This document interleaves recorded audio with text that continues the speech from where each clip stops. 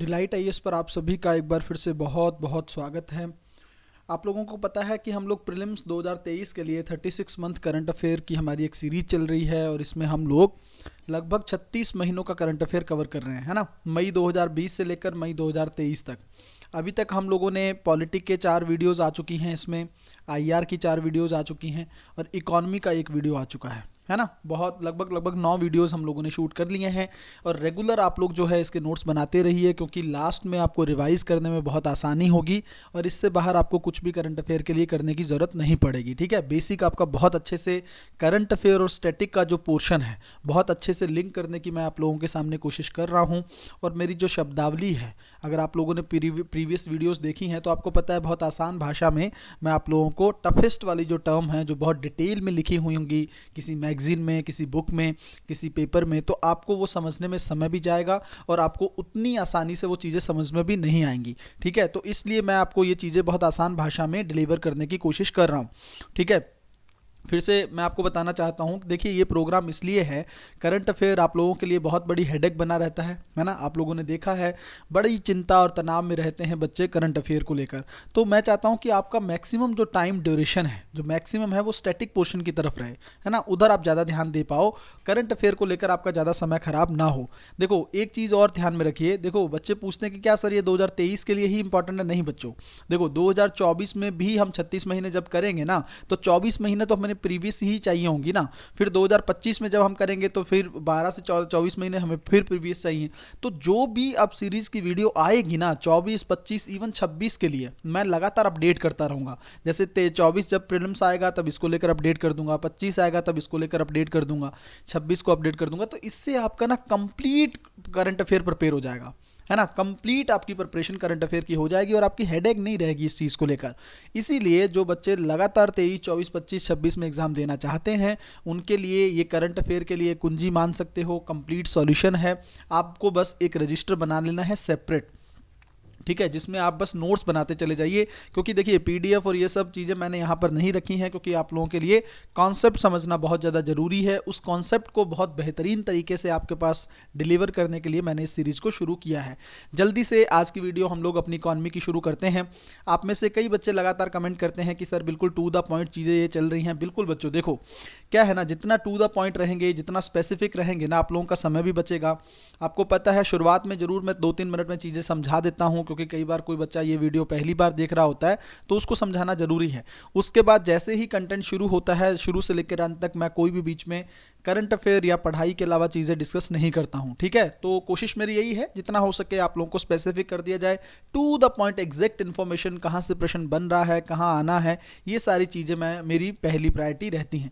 जल्दी से चीज़ें शुरू करते हैं। देखो बच्चों, ये इकॉनमी का सेकंड पार्ट है ना। पहला पार्ट हम लोग कर चुके हैं, अब हम लोग आगे की चीज़ें देखते हैं। देखो आप लोगों ने ना कई बार न्यूज़ में ये जो आरक्षित मुद्राएं हैं ना, जैसे M0 क्या है, ठीक है, आप लोगों ने सुना होगा, M1 क्या है, इसको लेकर ना बच्चे बहुत कंफ्यूज रहते हैं कि सर ये चीज़ें थोड़ा सा समझ में नहीं आती हैं, थोड़ा सा अच्छे से याद हो जाएंगी तो कहीं ना कहीं पर M3, M4 ये सब चीज़ें याद में रहनी चाहिए। क्योंकि देखो असिस्टेंट कमांडेंट वगैरह में ये प्रश्न पूछता भी रहता है यूपीएससी बार बार, और इवन यूपीएससी में भी पहले के स्तर पर ये प्रश्न पूछे गए हैं। कॉन्सेप्ट तो क्लियर देखो होना ही चाहिए।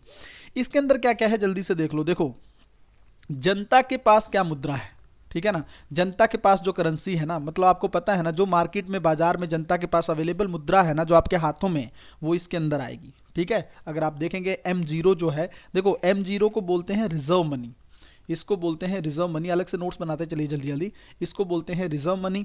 और अगर आप इसको देखेंगे तो ये हाई पावर्ड मनी भी कहा जाता है, इसको हाई पावर्ड मनी, क्योंकि देखिए ना इसमें पूरी तरलता वाली चीज़ें हैं। ठीक है, तरलता मतलब समझते हो तरलता क्या होता है। जैसे मान लीजिए कोई एक संपत्ति है, ठीक है, मान लीजिए आपका घर है, तो आप उसको तरल संपत्ति नहीं कह सकते। पता क्यों? क्योंकि उसके लिए पहले आप उसको बेचकर कैश लाने के लिए ना आपको समय लग जाएगा। आप किसी ब्रोकर को ढूंढोगे, फिर आपका घर सेल होगा, तब जाके आपके साथ में कैश आएगा जब वो बिकेगा।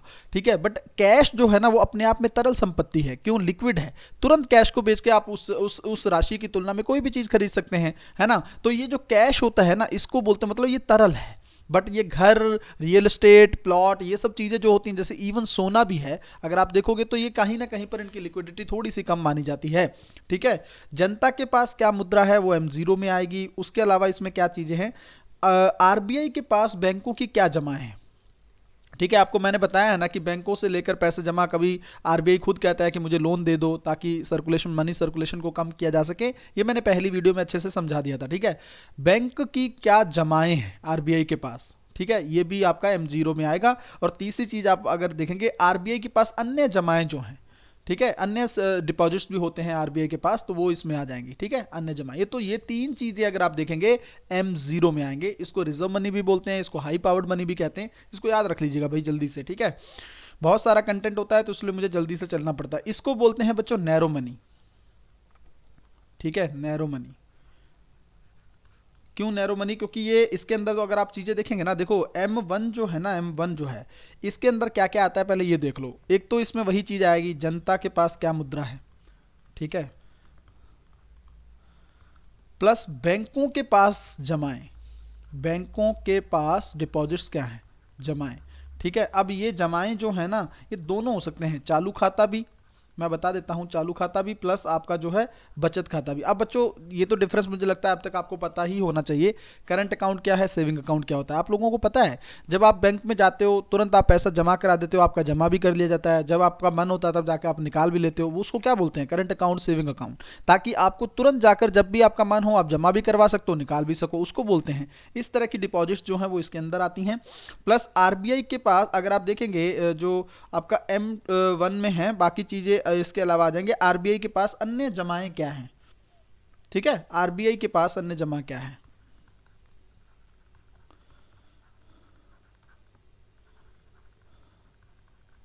ठीक है। तो एक तो चीज है यहां पर देखिए, जनता के पास मुद्रा है, आरबीआई के पास बैंक की जमा है, आरबीआई के पास अन्य जमा है, ये दोनों में कॉमन है। देखो जनता के पास भी और ये वाले, ये दोनों इसमें भी हैं, ठीक है, इसमें भी देखेंगे तो इसमें, पर बैंकों के पास जमा, इसमें चालू और बचत खाता दोनों आ जाता है, तो इसको बोलते हैं M1, ठीक है। अब आपका M1 हो गया।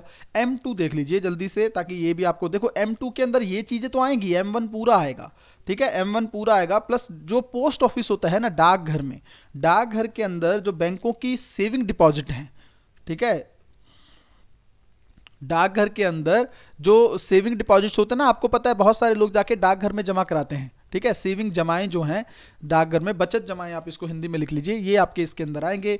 M3 के अंदर आप देखेंगे तो M1 तो है ही है, इसमें कई बार बच्चे ना M2 लिख देते हैं, M2 नहीं है ये, M1 तो इसमें आएगा ही। प्लस बैंकों के पास जो टाइम डिपॉजिट है, ठीक है, टाइम डिपॉजिट, आप टाइम डिपॉजिट समझते हो ना, फिक्स डिपॉजिट, जैसे आप लोगों में से बहुत सारे लोग एफडी कराते हैं, वो टाइम डिपॉजिट ही है, ठीक है। सेविंग आप समझ गए, तुरंत जाओ निकलवा सकते हो, तुरंत जाओ जमा करा सकते हो। टाइम डिपॉजिट मतलब एक निश्चित टाइम पे एक बाद मिलेगा। एफडी आप क्यों कराते हैं, 1 साल की, 2 साल की, वो इसके अंदर आ जाएगा, ठीक है। अब M4 भी देख लो, फिर आगे चीजें कुछ समझा देता हूं। इसमें M3 आएगा, प्लस डाकघर में सभी तरह की जमाएं, इसमें तो सिर्फ टाइम डिपॉजिट थे ना, इसमें क्या था, समय की जो जमाएं हैं आपकी, सावधि जमाएं जिसको बोलते हैं, यहां पर सभी तरह की डाकघर की करंट भी आ जाएंगी और आपकी जो है सावधि भी आ जाएंगे, मतलब फिक्स टाइम डिपॉजिट भी आ जाएंगे इसके अंदर, ठीक है। ये प्रॉपर हो गया। अब देखो बच्चों ध्यान से देखो, यहां से देखोगे ना तो ये सबसे ज्यादा तरल है। M0 जो है ये सबसे ज्यादा लिक्विड है। मैंने इसमें क्या बोला है, इसमें मुद्रा है, आरबीआई के पास जमाएं हैं, फिर मुद्रा है, अन्य जमाएं, ये तरल होता है, तुरंत इसको निकाल भी सकते हो आप, ठीक है, मतलब लिक्विड है ये। लिक्विडिटी अगर आप पूछे कि तरलता जो है कहां से सब में कम है और सबसे ज्यादा कहां है, देखो तरलता अगर आप यहां देखोगे ना तो यहां सबसे ज्यादा तरलता है, बट यहां जाकर देखोगे तो तरलता में कमी हो रही है, क्योंकि यहां पर सभी तरह के टाइम डिपॉजिट्स आ रहे हैं, तो टाइम डिपॉजिट आएंगे तो समय लग सकता है ना इसको निकालने में, लिक्विड कराने में, तो यहां पर तरलता कम है। सबसे ज्यादा तरलता M0 से शुरू होती है, ठीक है, और आगे बढ़ते हुए M1, M2, M4 में जाते हुए सबसे ज्यादा, सबसे कम हो जाती है तरलता यहाँ पर, ठीक है। तो ये कॉन्सेप्ट हो गया, जल्दी से इसको बस रटना होता है बच्चों, ये इसको समझने बैठेंगे तो बहुत सारा लंबा कॉन्सेप्ट इकोनॉमी का पढ़ना पड़ेगा, ठीक है। थोड़ा सा याद कर लो बस, इसको रटने के लिए मैंने आपको चीजें बता दी हैं, ठीक है। आगे हम लोग देखते हैं। देखो एक होता है बच्चों, यूपीएससी ने क्वेश्चन भी पूछा था, कैपिटल टू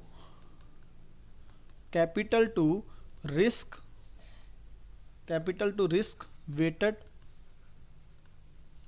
एसेट रेशियो, ठीक है। इसको लेकर यूपीएससी 2-3 बार प्रश्न पूछ चुका है, CRAR बोलते हैं इसको, ठीक है। तो ये देख लो, इसको देखो एक अलग इसका नाम और भी है, पूंजी पर्याप्तता अनुपात भी बोलते हैं इसको, पूंजी पर्याप्तता अनुपात, ठीक है। कैपिटल एडिक्वेसी रेशियो, अगर आप इसको इंग्लिश में देखेंगे तो कैपिटल एडिक्वेसी रेशियो जो है, ठीक है, मैं इंग्लिश में वर्ड बोल रहा हूं, आप पूरा लिख सकते हैं, ठीक है।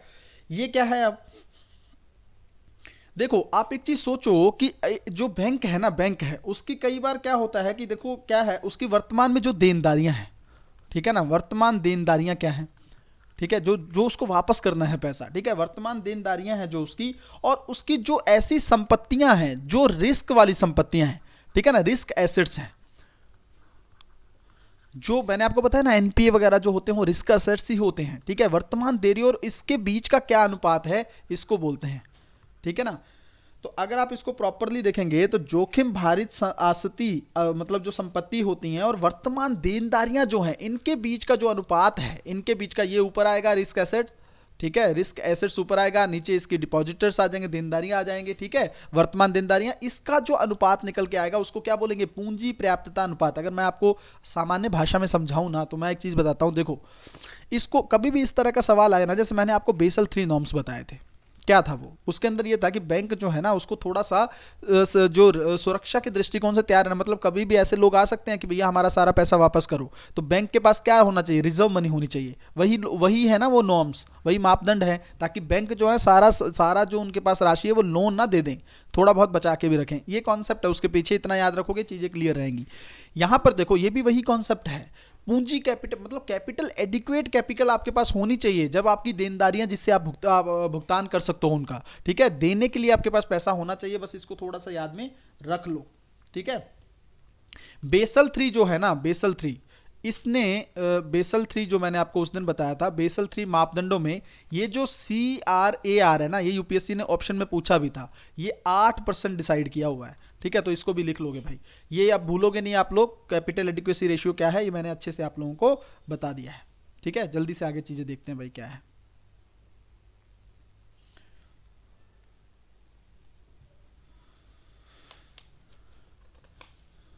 देखो भाई आगे आपको एक ना यूपीएससी ने सवाल पूछा था अभी हाल ही में, शायद 2-3 साल पहले का सवाल है, और इसको लेकर काफ़ी ज़्यादा कोचिंग्स के बीच में काफ़ी वॉर भी चल रहा था कि क्या सही आंसर है क्या गलत है आंसर है, ठीक है। देखो एक तो जो केंद्र सरकार है ना, केंद्र सरकार जो है ये टी बिल्स भी इशू कर सकती है, ट्रेजरी बिल्स मैंने आपको बताया था ये क्या होते हैं, ठीक है, टी बिल्स भी इशू कर सकती है, और साथ में ये जो है आपकी गवर्नमेंट सिक्योरिटीज भी इशू कर सकती है, ठीक है ना, गवर्नमेंट की सिक्योरिटीज भी इशू कर सकती है, ठीक है, ये दोनों इशू कर सकती है, इसको किसी तरह की कोई रोक है नहीं इस पर केंद्र सरकार पर, ठीक है। बट राज्य जो है ना, राज्य, यही यूपीएससी ने प्रश्न में पूछा था कि क्या राज्य भी टी बिल्स इशू कर सकते हैं, दोनों इशू कर सकते हैं, नहीं, देखो राज्य जो है पहली चीज टी बिल्स इशू नहीं कर सकते, ठीक है, इस लाइन को रट लेना दिमाग में, प्रश्न रिपीट हो सकता है। ट्रेजरी बिल्स जो होते हैं ये भी सिक्योरिटीज होते हैं एक टाइप के, करंट अफेयर के लिए, करंट चीजों के लिए तुरंत पैसा चाहिए होता है गवर्नमेंट को इसमें, तो इसका ये जो है ना ये इशू नहीं किए जा सकते, किसके द्वारा, राज्य के द्वारा, बट गवर्नमेंट सिक्योरिटीज राज्य इशू कर सकते हैं, ठीक है ना, गवर्नमेंट सिक्योरिटीज इशू कर सकते हैं, जिसका एक नाम है, उसको क्या बोलते हैं पता है, स्टेट डेवलपमेंट लोन्स, ठीक है, स्टेट डेवलपमेंट लोन्स बोलते हैं, एसडीएल्स बोलते हैं इसको, याद रखोगे, अब न्यूज में आ जाए एसडीएल क्या है तो ध्यान होना चाहिए कि गवर्नमेंट की सिक्योरिटी है जो राज्यों द्वारा इशू की जाती हैं, इसका नाम है स्टेट। अब देखो ना, डेवलपमेंट लोन मतलब विकास के लिए लिया गया ऋण, ठीक है ना, तो ये उसके नाम पर संपत्तियां जो आपकी प्रतिभूतियां, आप सिक्योरिटी समझते हो ना क्या होता है, ठीक है, शेयर मार्केट वगैरह में जो चीजें इशू की जाती हैं उसको सिक्योरिटीज बोलते हैं। जनरली सरकार ना ये जारी करके एक डॉक्यूमेंट होता है ये, जिसके बेस पर राज्य सरकारें और केंद्र सरकार क्या लेती हैं, लोन लेती हैं लोगों से, बस एक सिंपल सा फंडा है, इसको याद रख लो, ठीक है, बाद में वो ब्याज के साथ उसको वापस कर देती हैं, ठीक है। अब देखो चीजें, एक तो मैंने आपको क्लियरली बता दिया कि राज्य जो है टी बिल्स इशू नहीं कर सकते हैं, ठीक है। दूसरी एक चीज याद रखो कि जो एसडीएल है ना ये वाले, इस पर ना जो इंटरेस्ट रेट है वो ज्यादा देना पड़ता है राज्यों को। आप खुद सोचो ना, केंद्र सरकार जो है वो आपको पता है ट्रस्ट वर्दी ज्यादा रहेगी राज्यों के कंपैरिजन में, है ना, कोई भी केंद्र सरकार को ऋण देगा ना तो उसको पता है कि केंद्र वापस कर देगी, तो पता है भरोसेमंद जो आपका ऋण लेने वाला है वो भरोसेमंद है, वो वापस कर देगा, तो थोड़ा इंटरेस्ट रेट जो है कम देना पड़ता है केंद्र सरकार को, जरूरत नहीं पड़ती है। यहां पर क्या है, इसके कंपैरिजन में, ऐसा तो राज्य सरकारें भी कहीं ना कहीं पर ट्रस्ट वर्दी हैं, बट केंद्र के कंपैरिजन में राज्य सरकारें जो हैं थोड़ा कम ट्रस्ट वर्दी होती हैं, इसलिए कई बार डूब सकती हैं वो, या बहुत सारी चीजें हो सकती हैं, इसलिए थोड़ा सा केंद्र से ज्यादा उनको ब्याज दर देना पड़ता है जब वो लोन लेती हैं। ये याद रखना, ये क्वेश्चन पूछ सकता है यूपीएससी, ये ऑप्शन बचा है अभी पूछा नहीं है, ठीक है, इतना याद रखोगे तो क्वेश्चन गलत नहीं करोगे, ठीक है। एक देख लो बच्चों, थोड़ा सा एक कॉन्सेप्ट है बड़ा इंपॉर्टेंट रहा है जब कोविड का पूरा दौर रहा है ना, देखो इसको बोलते हैं तरलता जाल, ठीक है, तरलता जाल को इंग्लिश में बोलते हैं लिक्विडिटी ट्रैप। ठीक है, बहुत इंपॉर्टेंट कॉन्सेप्ट है, याद रख लो। देखो एक चीज मेरे इसको दिमाग में रखो। देखो क्या मैंने आपको क्या समझाया था, जब बाजार में पैसा नहीं है, ठीक है, बाजार में पैसा नहीं है, तो आरबीआई क्या करती है, आरबीआई मार्केट में पैसा भेजती है। कैसे? रेपो रेट को थोड़ा आसान कर दिया जाता है। तो क्या करते हैं, जो बैंक हैं वो ज़्यादा लोन देते हैं। लोन देते हैं तो क्या होगा, बाजार में, बाजार, एक सेकंड रुकिए, लोन देंगे तो बाजार में पैसा आ जाएगा। बिल्कुल आसान सी फंडा है ये। अब देखो, अब मान लीजिए आरबीआई ने मान लीजिए क्या आरबीआई ने ऐसा ही किया, ठीक है, रेपो रेट भी डाउन कर दी, तो बैंकों के पास ज्यादा लोन देने के लिए पैसा बच गया, है ना। अब मैं ज्यादा बताऊंगा नहीं, पहली वीडियो में मैंने बता दिया रेपो रेट वाला कॉन्सेप्ट। अब यहां से समझो एडवांस वाली चीजें। अब आरबीआई के जो बैंकों के पास लोन देने के लिए पैसा ज्यादा है और बैंक लोन भी दे रहे हैं, बट लोग लोन लेना ही नहीं चाह रहे हैं। ठीक है, लोग लोन देना ही नहीं चाह रहे। तो इसका मतलब क्या हुआ, ब्याज दरें निम्न भी हैं, ब्याज दरें कम कर दी आरबीआई ने। ठीक है, कि भाई सस्ते ऋण भी ले लो, रेपो रेट कम कर दिया, ठीक है, ताकि बैंकों के पास ज्यादा पैसा बचे। वही तो किया, ब्याज दर निम्न मतलब रेपो रेट कम कर दी। उसके बाद बैंकों ने पैसा देने की भी कोशिश की, बट लोग पता क्या करना चाहते हैं, सेविंग करना चाहते हैं। लोग लोन लेना ही नहीं चाहते, ना लोन लेना चाहते हैं, ना वो अपना इन्वेस्टमेंट, ये लोन लेकर ना कहीं इन्वेस्ट करना चाहते हैं। वो लोगों को लोन देने का हमें क्या जरूरत है, जरूरत इसलिए है ताकि लोग पैसा लें और खरीदारी करें, और इकोनॉमी में क्या इंक्रीज हो, डिमांड इंक्रीज हो, मांग इंक्रीज। देखो किसी भारत की जो इकोनॉमी है ना, पता है मांग प्रेरित इकोनॉमी है। लोग, आपको पता है कितने त्योहार भारत में होते हैं, फेस्टिवल सीजन, त्योहार चलते रहते हैं, कुछ ना कुछ, कभी राखी है, कभी होली है, कभी दिवाली है, कभी कुछ है। ये क्यों बनाए हैं, ये कॉन्सेप्ट है ताकि इकोनॉमी में डिमांड बनी रहे। हम लेते हैं ना, कभी कुछ त्योहार होता है तो हम खरीदारी करने जाते हैं कि नहीं जाते। इसलिए भारत की अर्थव्यवस्था मांग प्रेरित है, इसलिए भारत की अर्थव्यवस्था कई बार डाउन भी जाती है ना, मंदी, तब भी जल्दी रिकवरी कर लेती है। तो कॉन्सेप्ट समझ में आया। अब देखो ये ट्रैप क्या है, देखो ब्याज दरें निम्न भी कर दी, लोन भी आसान कर दिए, बट लोग अभी भी लोन लेना नहीं चाह रहे, इन्वेस्ट नहीं करना चाह रहे। बचत दर बहुत ज्यादा है, लोगों में डर बैठ गया है कि नहीं सेविंग करके रखेंगे, पता नहीं कल को कोविड दोबारा से ना हो जाए, पता नहीं लॉकडाउन फिर ना लग जाए। तो ऐसी सिचुएशन को कहते हैं तरलता जाल। मतलब ब्याज दरें निम्न करके भी राज्य में या देश में विकास नहीं कर पा रहे हो आप। ठीक है, विकास को प्रेरित नहीं कर पा रहे हो, इकोनॉमी में मांग नहीं बढ़ा पा रहे हो, ये सब चीजें नहीं हो पा रही हैं। ठीक है, बहुत आसान शब्दों में समझा लिया, याद रखना इसको। ठीक है, अब देखो बच्चों, एक रिपोर्ट है, इसको याद रखना, फाइनेंशियल स्टेबिलिटी रिपोर्ट। इसको हिंदी में लिख देता हूं, वित्तीय स्थिरता रिपोर्ट। जल्दी जल्दी लिखते चलो भाई, बहुत सारा कॉन्सेप्ट है। वित्तीय स्थिरता, फाइनेंशियल स्टेबिलिटी रिपोर्ट जो है, ये कौन जारी करता है, बस इतना याद रख लो। एक तो आरबीआई इशू करता है, ठीक है, दूसरा साल में 2 बार, मतलब 6 माही रिपोर्ट है ये। ठीक है, 6 माह में एक बार जारी करनी पड़ती है आरबीआई, और साल में कितनी करेगा, 2। ठीक है, बस इतना याद रखो। फाइनेंशियल स्टेबिलिटी, अब देखो ना, नाम से समझ में आ रहा क्या होगा इसके अंदर, कि हम स्थिर हैं कि नहीं हैं, हमारी फाइनेंशियल स्टेबिलिटी क्या चल रही है देश की, ये सब बातें जो है आरबीआई इसमें करता है। याद रखोगे, गलती नहीं करोगे। ठीक है, देखो एक ना थोड़ी सी एक चीज और यहां पर देख लो। अब स्टेबिलिटी की बात कर रही है ना, तो 2 संस्थाएं हैं, एक देख लो, संस्था तो एक ही है, उसके 2 चेयरमैन है। देखो फाइनेंशियल, इसको लेकर यूपीएससी 2014 में प्रश्न पूछ चुका है। फाइनेंशियल, इंग्लिश में बोल रहा हूं, आप लोग जल्दी से लिख लेंगे, financial stability and development council. ठीक है ना, financial stability and development council है, ये एक संस्था है। इसका काम यही सब है, देश में फाइनेंशियल स्टेबिलिटी को सिक्योर करना, मतलब अर्थव्यवस्था को थोड़ा बचा कर रखना, कुछ अस्थिरता नहीं होनी चाहिए, अनस्टेबिलिटी नहीं आनी चाहिए। ठीक है, अब यूपीएससी ने प्रश्न ये पूछा था कि इसके चेयरमैन कौन है। काम तो मैंने बता दिया, इसका क्या है, वित्तीय स्थिरता को बनाकर रखना देश में। चेयरमैन इसके हैं फाइनेंस मिनिस्टर। ठीक है, ये यूपीएससी ने प्रश्न में पूछा था, प्रीवियस ईयर में देखोगे तो प्रश्न मिल जाएगा। लेकिन मैं आपको अब यहां पर एक एडिशनल चीज बताना चाहता हूं, इसकी एक सब कमेटी है, इसी की एक उप समिति है। ठीक है, अब चेयरमैन तो पूछ चुका है, हो सकता है रिपीट ना करेगा तो आप भूलोगे नहीं, बता दिया मैंने, वित्त मंत्री हैं इसके। ठीक है, चेयरमैन। लेकिन अगर वो पूछ ले कि इसकी उप समिति जो है financial stability and development council की, उसके चेयरमैन कौन है, तब आपको याद रखना है कि ये आरबीआई के गवर्नर है। ठीक है, आरबीआई गवर्नर जो हैं वो इस उप समिति के चेयरमैन है। बस जल्दी से इतना ही बताना था आपको, लिख लीजिएगा नोट करके। जिस पे प्रश्न बनेगा ना बच्चे, वही लाइन मैं आपको बताऊंगा, अदरवाइज कुछ और नहीं। कितना जानना जरूरी है, बस उसके बारे में जानो, प्रश्न सॉल्व करो और आगे बढ़ो, सिलेक्शन लो और जल्दी से जल्दी लबासना पहुंचो। ठीक है, देखो एनपीसीआई बहुत बार प्रश्न पूछ चुका है यूपीएससी में, प्री में बहुत बार, हर बार ही लगभग इसको लेकर आता है। फुल फॉर्म बता देता हूं जल्दी से, भारतीय राष्ट्रीय भुगतान निगम। आप में से बहुत सारे लोग इसके बारे में जानते होंगे।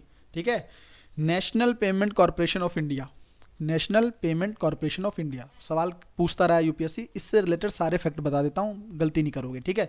पहली चीज ये है क्या, ठीक है, ये देखो आरबीआई, एक तो आरबीआई इसमें भागीदार है, प्लस आईबीए, आईबीए क्या बोलते हैं इसको, जो भारतीय बैंक संघ है ना, ठीक है, इंडियन बैंक एसोसिएशन बोलते हैं इसको, इंडियन बैंक एसोसिएशन, भारतीय जो है बैंक संघ हिंदी में लिख लो आप, इन दोनों की पहल है, ठीक है, दोनों की पहले की इनिशिएटिव है, इन दोनों ने मिलकर इसको स्थापित किया है, पहली चीज। दूसरी बात, कब स्टैब्लिश किया है इसको, ठीक है, तो ये 2007 में एक अधिनियम लाया गया था, उस अधिनियम के तहत स्थापित किया गया था, भुगतान अधिनियम था, बस इतना याद रख लो, अधिनियम के तहत स्थापित, ठीक है, 2007 के अधिनियम के तहत स्थापित, ठीक है। अब एक तो ये भी पता चल गया, तीसरी चीज क्यों स्थापित किया, उद्देश्य क्या है, काम क्या है इसका, ठीक है, तो ये कुछ नहीं करता है, खुदरा भुगतान, जो रिटेल पेमेंट्स होती है ना, ठीक है ना, रिटेल पेमेंट मतलब छोटी छोटी पेमेंट्स जो होती हैं, रिटेल पेमेंट जैसे आपने कुछ भी गोलगप्पे की रेडी पे आप खड़े हो गए, कुछ और खा लिया, चाय पी ली, ये सब जो छोटे छोटे भुगतान होते हैं ना, इनको कहीं ना कहीं पर इसके संचालन के लिए, इस रिटेल पेमेंट जो है इसको संचालित करने के लिए इसकी स्थापना की गई थी, ठीक है ना, इसको संचालित करने के लिए इसकी स्थापना की गई थी। और ये एक एम्ब्रेला एंटिटी है, एम्ब्रेला मतलब समझते हो, बड़ी एंटिटी है, इसके नीचे बहुत सारी छोटी छोटी एंटिटी और हैं, ठीक है। तो खुदरा भुगतान और निपटान प्रणाली जो है, पेमेंट जो सेटलमेंट करने के लिए, पेमेंट सेटलमेंट करने के लिए इसको एस्टेब्लिश किया गया था, ठीक है, गलती नहीं होगी। दूसरी चीज आप एक देखिए, इसका एक याद रखिएगा, ये एक गैर लाभकारी संगठन है, ठीक है, नॉन प्रॉफिटेबल ऑर्गेनाइजेशन। वो क्या होता है, जिनका काम लाभ उद्देश्य कमाना उद्देश्य नहीं है, इनका समाज की सेवा करना उद्देश्य है, ठीक है ना, गैर लाभकारी संगठन है ये, इसको याद रखिएगा, नॉन प्रॉफिटेबल ऑर्गेनाइजेशन है ये। मैंने आपका ये बता दिया इसका काम क्या है, क्या चीजें हैं। देखो बच्चों, प्रश्न पता है यूपीएससी पहले कई बार पूछ चुका है और अब भी क्या पूछेगा, इसके द्वारा कौन कौन सी पहले की जाती हैं। अब आप में से मैक्सिमम लोगों के पास क्या होगा, रुपए कार्ड है ना, वो रुपए कार्ड इसी ने बनाया है, ठीक है, इसकी सारी सर्विसेज जो है एनपीसीआई ही देता है। दूसरी चीज ये है, जो इमीडिएट इसके और कौन कौन से ये इसकी सेवाएं हैं या इसके द्वारा की गई चीजें हैं, देखो national financial switch, national financial, जल्दी जल्दी फाइनेंशियल स्विच, अगर पूछ ले ये कौन इसको कौन संचालन करता है, किसके द्वारा शुरू की गई पहल है ये सब मत जानो, इसके अंदर क्या है जरूरत नहीं है, बस इतना जान लो कि ये शुरू किसने किया है, एनपीसीआई ने। उसके अलावा रुपए कार्ड किसने शुरू किया है, एनपीसीआई ने।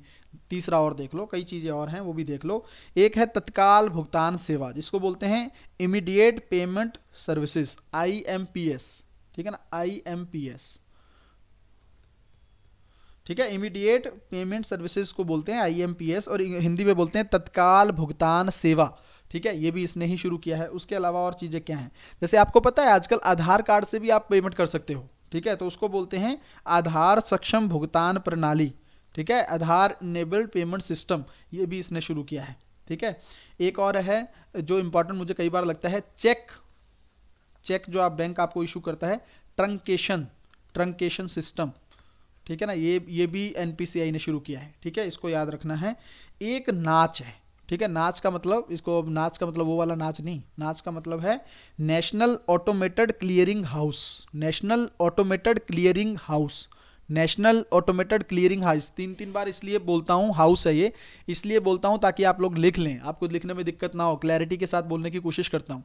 ये जो पहले है ना बच्चे, ये एनपीसीआई द्वारा की गई हैं। अब देखो, एक यूपीएससी ने जो प्रश्न जो पिछले 1 साल पहले पूछा था, वो ये था कि देश में जो सभी एटीएम्स हैं, ठीक है, ये जनरल नॉलेज का क्वेश्चन था, एटीएम्स जो हैं देश में जो है उनका संचालन कौन, आपस में कौन जोड़ता है सभी एटीएम्स को। आपने देखा है ना, इधर का कार्ड है उधर यूज कर रहे हो, उधर का कार्ड उधर यूज कर रहे हो, कौन जोड़ता है, कभी आया दिमाग में क्वेश्चन, यही यूपीएससी ने प्री में पूछ लिया था, एनपीसीआई आंसर था इसका, ठीक है। तो प्रीवियस ईयर भी बता दिया है, कौन से प्रश्न बन सकते हैं ये भी बता दिया, और इससे संबंधित कोई भी सवाल आएगा ना, अब आप लोग गलत नहीं करोगे, ठीक है। अगर करोगे तो फिर आप डिलाइट आईएएस के स्टूडेंट नहीं हो, या आपने चीजें अच्छे से नहीं पढ़ी हैं। रुपए कार्ड मैंने बताया है, तो इसके बारे में थोड़ी चीजें देख लो, हो सकता है यूपीएससी पूछ ले। कब शुरू किया गया था, 2012 में। शुरू किसने किया था, एनपीसीआई ने, ये अभी बताया है, तो गलती नहीं होनी चाहिए, ठीक है। ये क्या है, स्वदेशी डेबिट क्रेडिट जैसे संपर्क रहित कार्ड है ना, डेबिट कार्ड की तरह भी काम करता है, ठीक है, क्रेडिट कार्ड की तरह भी काम करता है, पर ये स्वदेशी है, ठीक है ना, भारत की तरफ से बनाया गया है, इसलिए इसको बनाया गया था, ताकि जरूरी था ये, ठीक है। अब इसका उपयोग कहाँ कहाँ पे किया जा सकता है, एटीएम में करते हैं हम लोग, ठीक है। आप में से बहुत सारे लोग पॉइंट ऑफ सेल मशीन में जाते होंगे, ठीक है। पॉइंट ऑफ सेल मशीन में जाकर आप इसका इस्तेमाल करते हैं तो वहाँ पर आप कर सकते हो, ठीक है। उसके अलावा ई कॉमर्स वेबसाइट में हम लोग इसका इस्तेमाल करते हैं, ठीक है। तो ये चीज़ें आप लोग देख सकते हो, मैंने बता दिया है, एनपीसीआई ने इसको शुरू किया है, गलती नहीं करेंगे।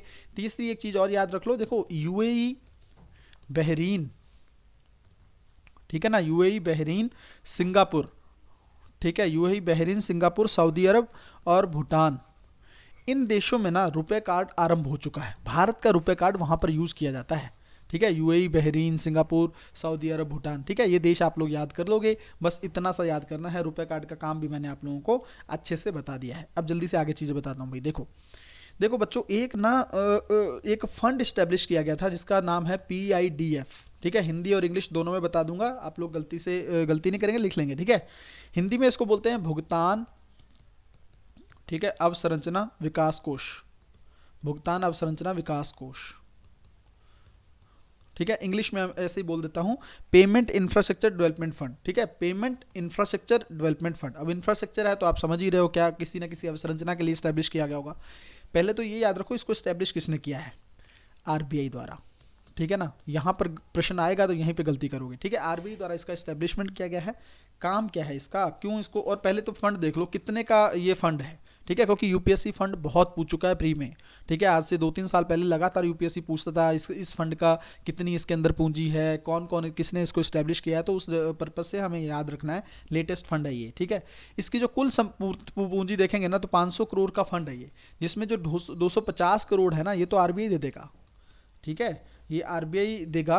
और बाकी जो है जैसे कार्ड जारी करने वाली, जो मैं बताऊंगा ना इसका उद्देश्य तो समझ जाओगे, बाकी जो है मतलब इतना याद रखो 250 करोड़ जो है बैंक वगैरह देंगे इसमें, ठीक है, या नेटवर्क होल्डर जो है, मतलब बैंक याद रख लो कि जो बैंक है जिन्होंने कार्ड इशू किया है, डेबिट कार्ड वगैरह, वो लोग देंगे, ठीक है। तो आधा RBI देगा, आधा ये देगा, एक तो चीज़ ये समझ लो।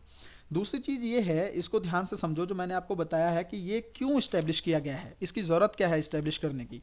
देखो बच्चों, टायर 1 और टायर 2 कंट्री जो है ना, सिटी जो हैं, उसमें तो बहुत सारी पॉइंट ऑफ सेल मशीन है। पॉइंट ऑफ सेल मशीन समझते हो, जैसे मैंने आपको बोला ना, आप आजकल जाते होगे आप किसी भी कहीं पर शॉपिंग करने, किसी शॉपिंग मॉल में, तो वहाँ पर एक छोटी सी ब्लैक कलर की एक पॉइंट ऑफ सेल मशीन होती है ना, आपका डेबिट कार्ड लगाते हैं, आपसे पैसा कट कर दिया जाता है।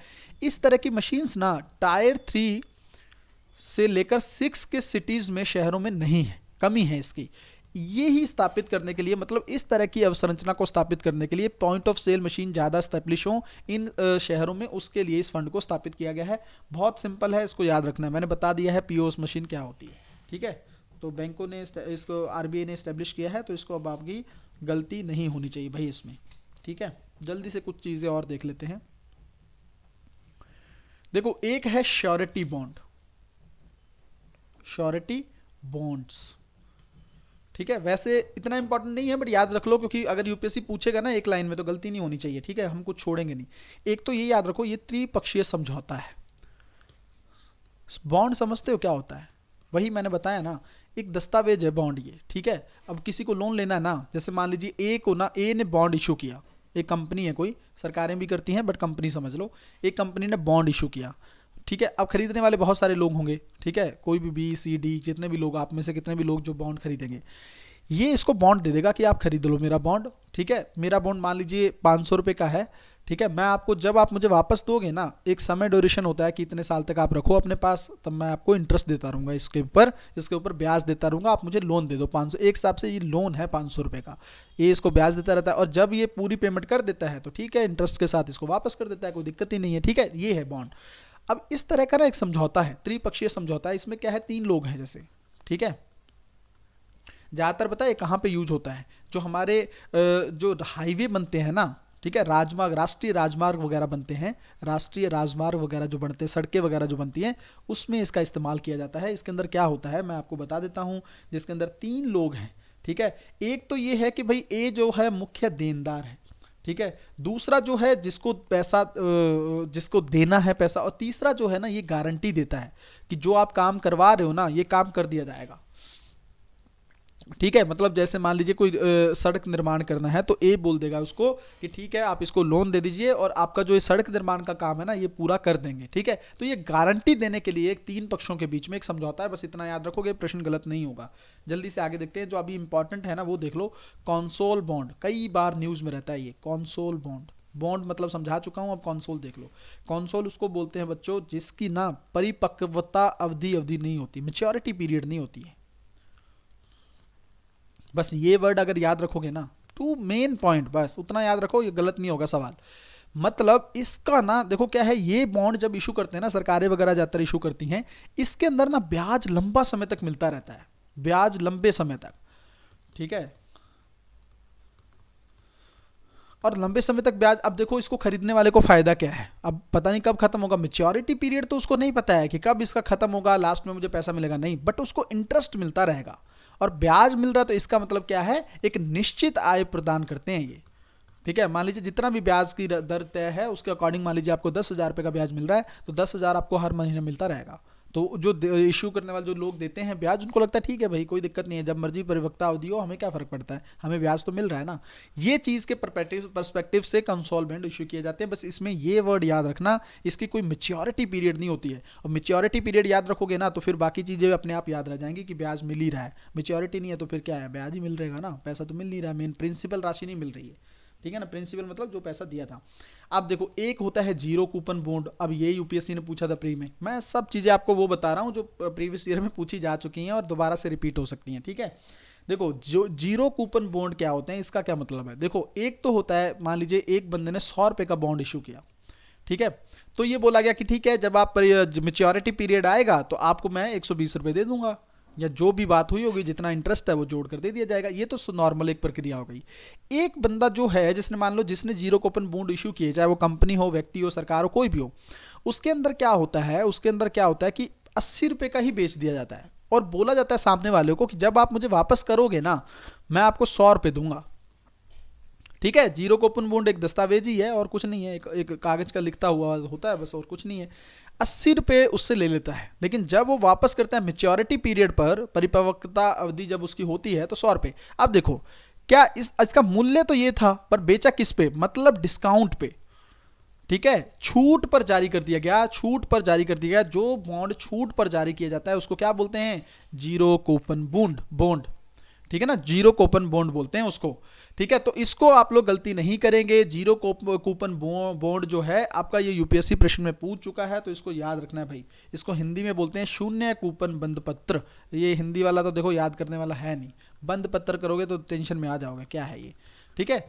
बॉन्ड याद रखो, जीरो कूपन बॉन्ड, ठीक है। तो ये बच्चों अब गलती नहीं करोगे ना, इसको याद रहेगा ना। अब देखो मैं बताता हूँ, जो टी बिल्स होते हैं ना, टी बिल्स गवर्नमेंट, मैंने अभी हम लोग पढ़ रहे थे, वो यही होते हैं, जीरो कूपन बॉन्ड ही होते हैं। वो 80 रुपए के इशू किए जाते हैं, बाद में 100 रुपए के ले लिए जाते हैं, बस इतना याद रखोगे, गलती नहीं होगा। एक बहुत न्यूज़ में रहता है पी नोट्स, उसको भी देख लो जल्दी से, ठीक है, पार्टिसिपेटरी नोट्स बोलते हैं इसको, पी नोट्स बहुत न्यूज़ में रहते हैं। ये क्या है इसके बारे में देख लो। इसका एक वर्ड जो है वो पहले लिख लो, विदेशी डेरिवेटिव लिखत या इंस्ट्रूमेंट,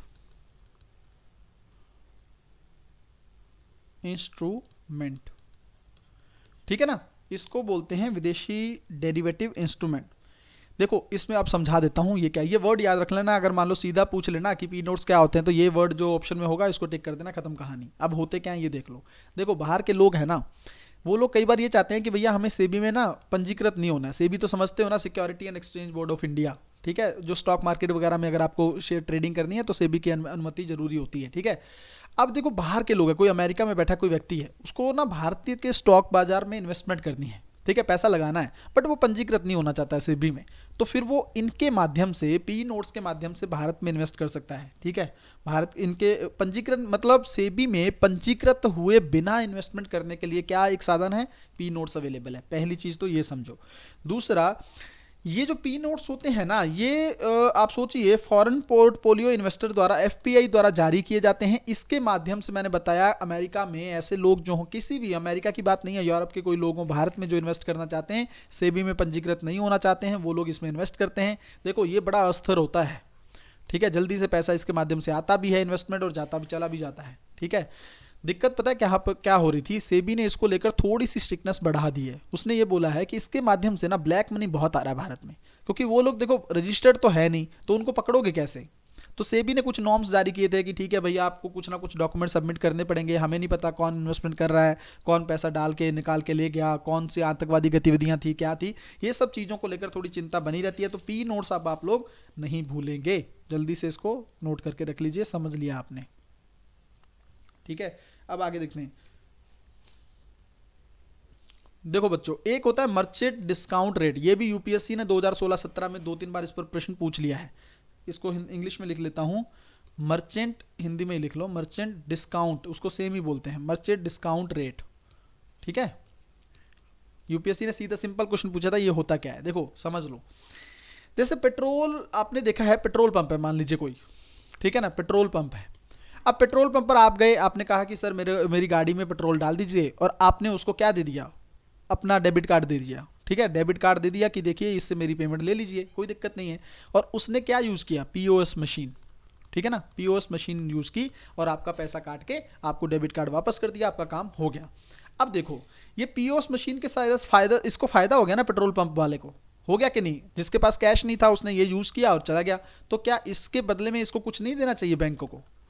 ठीक है ना, व्यापारी को कुछ नहीं देना चाहिए, पेट्रोल पंप वाले को बैंक को देना चाहिए ना। बस वो जो रेट है ना, वो जो दर है, उसी को बोलते हैं एमडीआर। और इसको लेकर ना लगातार टकराव चलता रहता है। सरकार कई बार इसको माफ़ भी कर देती है, कई बार बैंक कहते हैं हमें और ज़्यादा दो, हमें कम पड़ रहा है। ये सब चीज़ें, कॉन्सेप्ट समझ लिया ना, अब गलती नहीं करोगे। पीओएस मशीन यूज़ करने के बेस पर जो रेट प्रदान करते हैं उसको बोलते हैं पीओएस, आपका मर्चेंट डिस्काउंट रेट। ठीक है, अब एक चीज़ और टर्म लिख लो, MCA 21। यूपीएससी अगर पूछ ले, ये न्यूज़ में रहता है, ये क्या है? ठीक है ना, पहली चीज़ तो याद रखोगे, ये ना कॉरपोरेट जो मंत्रालय है आपका, ठीक है ना, मिनिस्ट्री ऑफ कॉरपोरेट अफेयर्स, ठीक है ना, कॉरपोरेट मंत्रालय द्वारा, कॉरपोरेट जो मंत्रालय है ना, उसके द्वारा इशू किया जाता है ये MCA। ठीक है, बस कुछ नहीं है, नैतिक मापदंड है, नैतिक मापदंड है प्रशासन संबंधी। ठीक है ना, प्रशासन के संबंध को लेकर, प्रशासन संबंधी नैतिक मापदंड है। अब देखो ना, मतलब प्रशासन क्या है, कॉर्पोरेट मंत्रालय मतलब कंपनियों का मैटर है, कंपनियों को इसको फॉलो करना पड़ेगा, और कई चीज़ें इसके अंदर हैं। ठीक है ना, बहुत सारी चीज़ें ऐसी हैं जो आपको कहीं ना कहीं पर ऑटोमेट करनी है, ऑटोमेटेड करनी है। मतलब आप सोचिए, तकनीक का ज़्यादा से ज़्यादा इस्तेमाल करना है आपको। ठीक है ना, तकनीक का ज़्यादा से ज़्यादा इस्तेमाल करना है। बहुत सारे ऐसे मानदंड बना दिए गए हैं जिसको कंपनियों को फॉलो करना है, उसको बोलते हैं MCA 21। बस इतना याद रख लो, कंपनियों द्वारा, कॉर्पोरेट मंत्रालय द्वारा इशू किया गया है ये चीज़ें, ताकि ज़्यादा से ज़्यादा जो प्रक्रियाएं हैं ना कंपनी की, वो क्या हो सकें, ऑटोमेटिक हो सकें। ठीक है ना, जल्दी से ज़्यादा तकनीक का इस्तेमाल उसमें किया जा सके। ये आप लोगों को चीज़ें अच्छे से समझ में आ गई। ठीक है, आगे देख लेते हैं। देखो, एक ना SFIO, ठीक है ना, इसको इंग्लिश में बोलते हैं serious fraud investigation office, Hindi में लिख देता हूं ताकि आप लोगों को दिक्कत ना हो, गंभीर धोखाधड़ी जांच कार्यालय। ठीक है, अब एक तो ये याद रखो, ये है क्या, देखो कौन सी मंत्रालय के अंदर है ये, फिर से वही आ गया, मिनिस्ट्री ऑफ कॉर्पोरेट अफेयर्स। ठीक है ना, कॉर्पोरेट मंत्रालय के तहत ये बॉडी स्टैब्लिश है। ठीक है ना, ये याद रखोगे, इसके लिए गलती नहीं होनी चाहिए। एक अनुशासनात्मक संगठन है, डिसिप्लिनरी बॉडी है ये। ठीक है, अनुशासनात्मक संगठन है। काम क्या है, देखो नाम में क्या है, गंभीर किसी ने धोखाधड़ी की है ना कंपनी में, उसकी जांच करेगा ये। ठीक है, उसकी जांच करेगा, इसको बस इतना याद रखो। और तीसरी चीज जो मैंने आपको बताया कि ये अनुशासनात्मक संगठन तो है ही है, बट ये विधिक बॉडी है, स्टैच्यूटरी बॉडी है, विधिक संगठन है। ये कानून के तहत स्थापित किया गया था। कौन से कानून के तहत? कंपनी अधिनियम 2013 के तहत इसको स्टैब्लिश किया गया था। ठीक है ना, कंपनी अधिनियम 2013, इसके बारे में भी आगे चल के पढ़ेंगे थोड़ा सा, लेकिन याद रखो, एक तो ये स्टैच्यूटरी बॉडी है, दूसरा ये मिनिस्ट्री ऑफ कॉर्पोरेट्स के अंदर है। काम मैंने बता दिया कि अगर कोई सीरियस फ्रॉड होता है कंपनियों में, किसी काम को, कई बार होता है ना, बहुत सारे फ्रॉड हो जाते हैं, उनकी जांच करेगा ये। ठीक है, उनकी जांच करके चीजें देखेगा। एक और देख लो बच्चों, इन्वेस्ट इंडिया। ठीक है, इन्वेस्ट इंडिया ये क्या है, कई बार न्यूज में रहता है ये, इसको भी देख लो। पहली चीज तो ये है, ये DPIT है ना, DPIIT, पहले इसको DPIT बोलते थे, अब इसका देख लो DPIIT, इसको बोलते हैं department of promotional inter trade. ठीक है, इंटरनेशनल ट्रेड, तो ये चीज बोली जाती है। इसको हिंदी में लिख लो, इसको याद रहेगा आपका, उद्योग संवर्धन और आंतरिक व्यापार विभाग।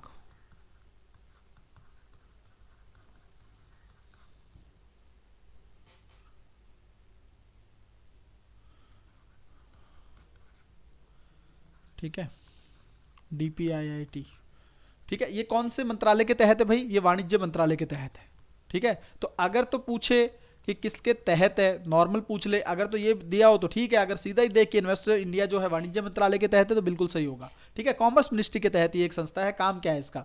इन्वेस्ट इंडिया मतलब नाम से समझ लो। देखो, भारत में राष्ट्रीय निवेश को बढ़ाने करने के लिए और एक फैसिलिटेट करने, मतलब सुविधा, मैं हिंदी में लिख देता हूं इसको, राष्ट्रीय निवेश संवर्धन, निवेश को मतलब संवर्धन मतलब बढ़ावा देने के लिए राष्ट्रीय निवेश संवर्धन और सुविधा एजेंसी है। मतलब मैं समझा देता हूं आसान शब्दों में, दिक्कत नहीं होनी चाहिए आपको, पहले लिख लो, एजेंसी है, ठीक है।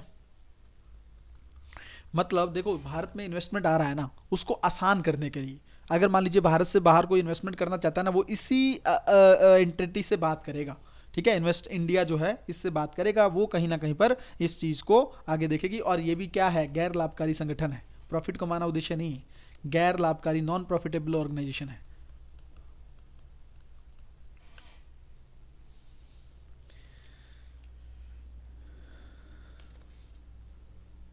ठीक है। ये चीजें आप लोगों को याद रखनी है भाई। जल्दी से आगे की चीजें देखते हैं, आगे क्या है, ठीक है। देखो एक ना आपका वो है इंडेक्स है, उसको भी याद रख लो, इसको हिंदी इंग्लिश दोनों में देख लो, निर्यात तैयारी सूचकांक, निर्यात तैयारी सूचकांक, इंग्लिश में बोलते हैं इसको एक्सपोर्ट प्रिपेयर्डनेस इंडेक्स, ठीक है ना। इतना याद रख लो, ये जारी कौन करता है? तो ये जारी करता है नीति आयोग, ठीक है ना। पिछले साल बहुत न्यूज में था ये, तो इतना याद रख लो, जो एक्सपोर्ट प्रिपेयर्डनेस इंडेक्स मतलब किसी स्टेट की, भारत का ही एक आयोग, क्योंकि नीति आयोग जारी करा है, इसका मतलब देश के लिए ही है, ठीक है।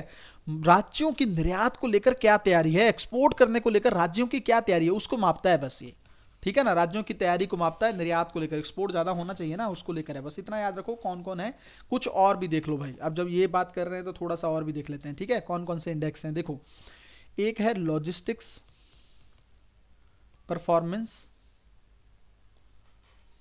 लॉजिस्टिक परफॉर्मेंस इंडेक्स जो है, ठीक है। ये कौन इशू करता है? याद रखोगे, इसको वर्ल्ड बैंक जारी करता है, ठीक है। गलती नहीं करोगे, बहुत इंपॉर्टेंट बता रहा हूं, याद करके रख लेना, अच्छे से नोट करके, ठीक है। रिवाइज भी करना है इसको। एक और है trading across borders doing business, ठीक है। ये कौन जारी करता है? ये भी वर्ल्ड बैंक जारी करता है, ठीक है। याद रखेंगे इसको, भूलेंगे नहीं। एक और है भाई, अच्छे से देख लो सारे, ट्रेड फैसिलिटेशन, ठीक है, ट्रेड फैसिलिटेशन इंडेक्स, ये कौन जारी करता है? OECD जारी करता है, ठीक है। OECD लिख लो, ये बस अच्छे से नोट करके रख लो। एक और है बस, उसके बाद हम आगे चलते हैं, ठीक है। इनेबलिंग ट्रेड इंडेक्स, ठीक है। ये कौन जारी करता है? ये भी रख लो, वर्ल्ड इकोनॉमिक फॉर्म, और काफी इंपॉर्टेंट है ये, ठीक है। वर्ल्ड बैंक वाले और वर्ल्ड इकोनॉमिक फॉर्म वाले जो इंडेक्स होते हैं बहुत इंपॉर्टेंट होते हैं, यही यूपीएससी रिपीट करता है बार बार, ठीक है। तो इसको अच्छे से याद करके रख लो भाई। जल्दी से आगे चलते हैं, ठीक है। ट्रिप्स समझौता जो है यूपीएससी में बार बार पूछा जाता है, इसको लेकर भी थोड़ी सी चीजें लिख लो। ट्रिप्स समझौता, ठीक है, प्रश्न कई बार आया है इस पे। देखो एक तो क्या है, ये लागू कब हुआ था? 1995 में, ठीक है। एक तो ये सीधा पता याद रखो। दूसरा WTO से संबंधित समझौता है, WTO से संबंधित समझौता, ठीक है ना, वर्ल्ड ट्रेड ऑर्गेनाइजेशन जो है उसका समझौता है ये, ठीक है। दूसरा है किस चीज पर? ट्रिप्स पे है क्या? बौद्धिक संपदा अधिकार जो होते हैं ना, इंटेलेक्चुअल प्रॉपर्टी राइट, बौद्धिक संपदा, ठीक है ना। कई बार हम देखते हैं ना कि आपकी संगीत जो है, कोई कला है, उन सब चीजों को सिक्योरिटी देने के लिए कोई फॉर्मूला है, तो उस बौद्धिक संपदा को के संबंध में ये एक समझौता है, ठीक है ना, से संबंधित बहुपक्षीय समझौता है ये, ठीक है ना। कई देश इसमें शामिल हैं, सब शामिल है, मतलब जो WTO में शामिल होता है ना, उसको ये बोला जाता है कि ये मानना ही पड़ेगा, ठीक है ना। ट्रिप्स समझौते का पालन करना ही पड़ेगा, भारत को भी करना पड़ता है, ठीक है। एक तो चीज ये है कि इसकी स्थापना मैंने आपको बता दी है 1995 में हुई, और क्या चीज है इसके बारे में भी मैंने आप लोगों को अच्छे से बता दी। अब देखो बौद्धिक संपदा के अंदर क्या क्या आते हैं, जैसे मैंने आपको बताया ना, कॉपीराइट है, आप ये चीज़ नहीं कर सकते हैं। जैसे कोई ट्रेडमार्क है, ठीक है ना, ट्रेडमार्क वगैरह है, इन सब चीज़ों को लेकर कोई, जैसे हम लोग देखते हैं ना ज्योग्राफिकल इंडिकेशन, जीआई टैग जैसे हमारे भारत में दिए जाते हैं, वो सब चीज़ें हैं। तो इन सब चीज़ों को लेकर इसके बारे में मैंने आपको ये भी बता दिया है, जो देश डब्ल्यूटीओ में शामिल सदस्य होता है ना, उसको इसका पालन करने की बाध्यता है। अगर आपको सदस्यता तब दी जाएगी जब ट्रिप्स का पालन करेंगे आप, ठीक है। अच्छा, ट्रिप्स के अंदर ना एक कॉन्सेप्ट है अनिवार्य लाइसेंसिंग, इसको भी देख लो जल्दी से। अनिवार्य लाइसेंसिंग, ये कॉन्सेप्ट क्या है? देखो ये कॉन्सेप्ट ये है जो आपका कंपलसरी लाइसेंसिंग का है। देखो क्या होता है ना, अब जैसे अमेरिका जैसी कंपनियां हैं, ठीक है, अब इन्होंने ना कोई मान लो किसी दवा की खोज की, अब इन्होंने लगा कि देखो हमने तो बहुत पैसा लगाया है, इसमें बहुत सारी दवा खोज करने लगी है, बहुत साल लग गए हमें, इसलिए हम अपने मर्जी से इसका पेटेंट कराएंगे और फिर इसको हम अपनी मर्जी के दामों पे बेचेंगे। तो ठीक है ना भाई, पेटेंट आपने कराया, 20 साल आप ले लो ना उसका फायदा, 20 वर्ष तक आप बेनिफिट ले लो। अब ये लोग क्या करते हैं ना, उसी 20 साल को फिर से करवा लेंगे, फिर से वो चीजें कर लेंगे। तो ये चीज ना भारत जैसे देशों को अच्छे नहीं लगता। तो भारत पता है क्या करता है, इन देशों की मर्जी के बिना, मतलब जिसने पेटेंट करवाया है उसकी मर्जी के बिना ना, आपको जो सरकार है वो किसी तीसरे पक्ष को भी ये दवा बनाने की अनुमति दे देती है, ठीक है ना। जैसे पेटेंट धारक जो है उसकी सहमति के बिना किसी तीसरे पक्ष को, ठीक है ना, पेटेंट आविष्कार के उपयोग करने हेतु लाइसेंस प्रदान कर देना, ठीक है ना, लाइसेंस प्रदान कर देना कि भाई आप जो हो कहीं ना कहीं पर आप भी इसका इस्तेमाल कर सकते हो, आप बनाओ ऐसी दवा जो है, आप इसको बनाओ। तो कंपलसरी लाइसेंसिंग दे दिया किसने? सरकार ने, जरूरत पड़ने पर, ठीक है। तो इसका अगर पूछ ले क्या इसका प्रावधान है क्या ट्रिप्स में? बिल्कुल है, ट्रिप्स ने ही ये प्रावधान किया है, तभी तो भारत ने एक्सेप्ट किया कि ठीक है भाई हमें ये प्रावधान होना चाहिए। क्योंकि आप लोग तो फिर कभी हमारे देश में देखो ना, भारत जैसे जो देश है ना, भारत अफ्रीका, ये देश क्या है, जैसे भारत तो अब ठीक है अफ्रीका के साथ तो तुलना नहीं करेंगे, बट आप देखेंगे भारत एक विकासशील देश है, ठीक है, और अफ्रीका एक गरीब देश है। तो ऐसे देशों को इतनी महंगी दवा भारत कैसे एक्सपोर्ट करेगा? ठीक है, तो भारत को क्या जरूरत पड़ती है? जेनरिक दवा। जेनरिक दवा समझते हो मतलब क्या होता है? जेनरिक दवा का मतलब होता है जो बड़ी कंपनियां दवा बनाती हैं ना, उसी की कॉपी कर लेना, ठीक है, उसका फॉर्मूला कॉपी करके और सस्ते में दवा बना। अब वो लोग मान लीजिए कोई दवा का कोई एक पत्ता है, जैसे मान लीजिए 500 रुपये का देना है, भारत में वही 40 रुपये का मिल जाएगा, ठीक है। तो इसीलिए कहीं ना कहीं पर इन बड़ी कंपनियों को चिढ़ रहती है भारत से, और समय समय पर ये भारत को घसीट रहे रहते हैं WTO में, ठीक है। अब आप लोग, मुझे नहीं लगता है कि इसको भूलोगे। अब WTO की बात हो रही है ना, तो एक चीज़ इसमें और इम्पॉर्टेंट जो यूपीएससी पूछता रहा है बार बार, हल्का सा देख लो, ज़्यादा तो देखने की जरूरत नहीं है अभी यहाँ पर। देखो इसमें ना यूपीएससी ने ऐसे जो प्रश्न पूछा था, वो प्रश्न ये था कि green box, amber box, blue box जो है न्यूज़ में रहते हैं, ये है क्या? ठीक है ना, ये क्या है? ग्रीन बॉक्स, ठीक है, ग्रीन बॉक्स वगैरह जो है या एम्बर बॉक्स है, ये न्यूज़ में रहते हैं। यूपीएससी ने ये प्रश्न पूछा था, कई बार पूछ चुका है, इसलिए इसको याद रखना है। ब्लू बॉक्स, ठीक है, ये क्या है? न्यूज़ में पूछा था। तो ये देखो, ये सब्सिडी हैं, ठीक है। सब्सिडी मतलब ऐसी सब्सिडी जो WTO में ना इस तरह की टर्म्स यूज की जाती हैं सब्सिडी को लेकर। देखो है क्या है, देख लो। सब्सिडी को लेकर ये प्रावधान है ना कि ये जो ग्रीन बॉक्स के अंदर ऐसी सब्सिडी हैं जिससे ना कहीं पर ट्रेड प्रभावित नहीं होता, ठीक है ना, व्यापार पर कोई प्रभाव नहीं, ठीक है ना। जैसे रिसर्च के लिए पैसा दे दिया, कोई सब्सिडी दे ली, ठीक है ना, तो वो सब चीज़ें व्यापार को प्रभावित नहीं करती। तो इसकी कोई सीमा नहीं है, जितनी मर्जी सब्सिडी दो, ऐसी कोई दिक्कत नहीं है, ऐसी रोक नहीं है किसी देश पर। ये जो है व्यापार को विकृत करती हैं, ठीक है, व्यापार को विकृत करती है, ये WTO का मानना है, ठीक है। तो ऐसी सब्सिडी पर रोक है। रोक कितनी है? देखो, जो डेवलप कंट्रीज हैं, जैसे अमेरिका जैसे देश जो हैं, विकसित देश जो हैं, डेवलप कंट्री, वो सिर्फ 5% दे सकते हैं टोटल उत्पादन का, जो उनका उत्पादन हुआ है ना देश का, कृषि उत्पादन जैसे मान लीजिए हुआ, तो उसकी सिर्फ 5% सब्सिडी दे सकते हैं वो। और भारत जैसी देश जो डेवलपिंग है, ये लगभग 10% की इनकी सीमा है, ठीक है। ये बच्चों एक वर्ड और याद रखना, यूपीएससी एक प्रश्न तो ये पूछा था, एक प्रश्न ये पूछा था कि डी मिनिमस लेवल जो है, ये डी मिनिमस लेवल जो है ये न्यूज़ में रहता है, ये क्या है? ठीक है, ये भी प्रश्न पूछ चुका है, बहुत आसान सा प्रश्न। अब जिसने ये पढ़ा होगा तो ये तो पढ़ा ही होगा। ये जो सीमा लगा दी है ना 5% की और 10% की, इसको बोलते हैं डी मिनिमस लेवल। तो अब अगर मान लीजिए फिर पूछ ले डी मिनिमस लेवल, बता दोगे ना कि सब्सिडी से रिलेटेड है WTO में। ये क्या है? ग्रीन बॉक्स, एम्बर बॉक्स, ये सब्सिडी से रिलेटेड है। ब्लू बॉक्स जो ऐसी है जिस पर कहीं ना कहीं पर आप देखेंगे कम जो है विकार को प्रभावित करती है, इसको लेकर भी कोई लिमिट नहीं है, ठीक है ना। तो इसको लेकर भी अगर मेन लिमिट देखोगे ना, तो एम्बर बॉक्स सब्सिडी जो है इसको याद रखना है, ठीक है, ये व्यापार को विकृत करती है, इसलिए इस पर रोक है। 5% जो है डेवलप। अब एक चीज जल्दी से और समझ लो, भारत को पता क्या दिक्कत है? जैसे मान लीजिए अमेरिका है, अब अमेरिका में मान लीजिए जनरल चीज हो, मान लीजिए 10 लाख का प्रोडक्शन है वहां, ठीक है, इसका 5% कितना हुआ सब्सिडी का? इसका 5% कितना हुआ? 50,000 हुआ ना, हुआ ना। अब भारत में मान लीजिए प्रोडक्शन ही 1 लाख है, ठीक है, अब इसमें हमें 10% भी दे दिया तो हम कितना दे पा रहे हैं? 1 लाख का 10% कितना होता है? 10,000। तो अब सोचो, ये भेदभाव नहीं हुआ? ये 50,000 इशू कर सकते हैं, हम 10,000 कर रहे हैं, मतलब इनका प्रोडक्शन का लेवल ही ज्यादा है। तो भारत कहता है ये चीज सही नहीं है, आपने तो गेम खेल दी हमारे साथ, आप 10% बोल के भी हमें कोई फायदा ज्यादा हुआ नहीं, इनसे कम ही दे पा रहे हैं हम। ये भारत हमेशा आवाज उठाता रहता है, लेकिन अभी तक हमारी बात सुनी नहीं गई है। कॉन्सेप्ट भी बता दिया, दिक्कत भी बता दी, सब कुछ बता दिया, अब आप लोग भूलोगे नहीं, ठीक है। डी मिनिमस लेवल को याद रखना, ये यूपीएससी ने पूछा है 2-3 बार, तो आपको याद रखना है। देखो एंटी डंपिंग ड्यूटी क्या होती है वो भी समझ लो, जल्दी से करते हैं भाई, बहुत सारी चीज़ें हैं। आप लोगों को क्या करूँ ना, इकॉनमी है, ठीक है, तो मुझे लगता है कि बच्चे को कुछ भी जितना हो सके करंट अफेयर में मैं कवर कर दूँ, ठीक है। आगे चलकर हम इकॉनमी का कोर्स भी लाएंगे भाई, ताकि मैं आप लोगों को ये सब चीज़ें बहुत अच्छे से पढ़ाऊंगा फिर, ठीक है, बहुत अच्छे से पढ़ेंगे हम लोग। जो बच्चे उसमें पार्टनरशिप करेंगे, बहुत कम फीस रखेंगे, ज़्यादा नहीं रखेंगे, बट थोड़ा सा मेहनत करके उसको इकॉनमी को अच्छे से पढ़ेंगे हम लोग, ठीक है। तो एंटी डंपिंग जो ड्यूटी है, ये क्या होती है? देखो क्या है, जैसे मान लीजिए चीन है, चीन क्या करता है ना, चीन के मैं आपको एग्जांपल के साथ इसलिए समझाता हूं, आपको याद रहे लंबे समय तक। चीन क्या करता है, जैसे मान लीजिए उसके जो बाजार में ना, मान लीजिए उसके बाजार में चीनी है, ठीक है, शुगर जो है वो 50 रुपए किलो के हिसाब से बिक रही है, ठीक है ना, प्रति केजी, समझ लीजिए एग्जाम्पल के फॉर्म में। भारत में वो क्या करेगा, इसी 50 रुपए किलो की कम में भारत में वो 30 रुपए किलो भी बेच देगा। अब देखो भारत को दिक्कत नहीं होगी, नहीं होगी, भारत कहेगा ये क्या बकवासबाजी है भाई, आप अपने देश में तो 50 रुपए की बेच रहे हो, मेरे देश में 30 रुपए किलो बेच रहे हो, आप मतलब अपने देश से भी कम प्राइस में आप यहाँ बेच रहे हो। भारत कहेगा ठीक है आप गेम खेल रहे हो, ठीक है, फिर हम आप पे क्या करेंगे, हम एंटी डंपिंग ड्यूटी लगाएंगे।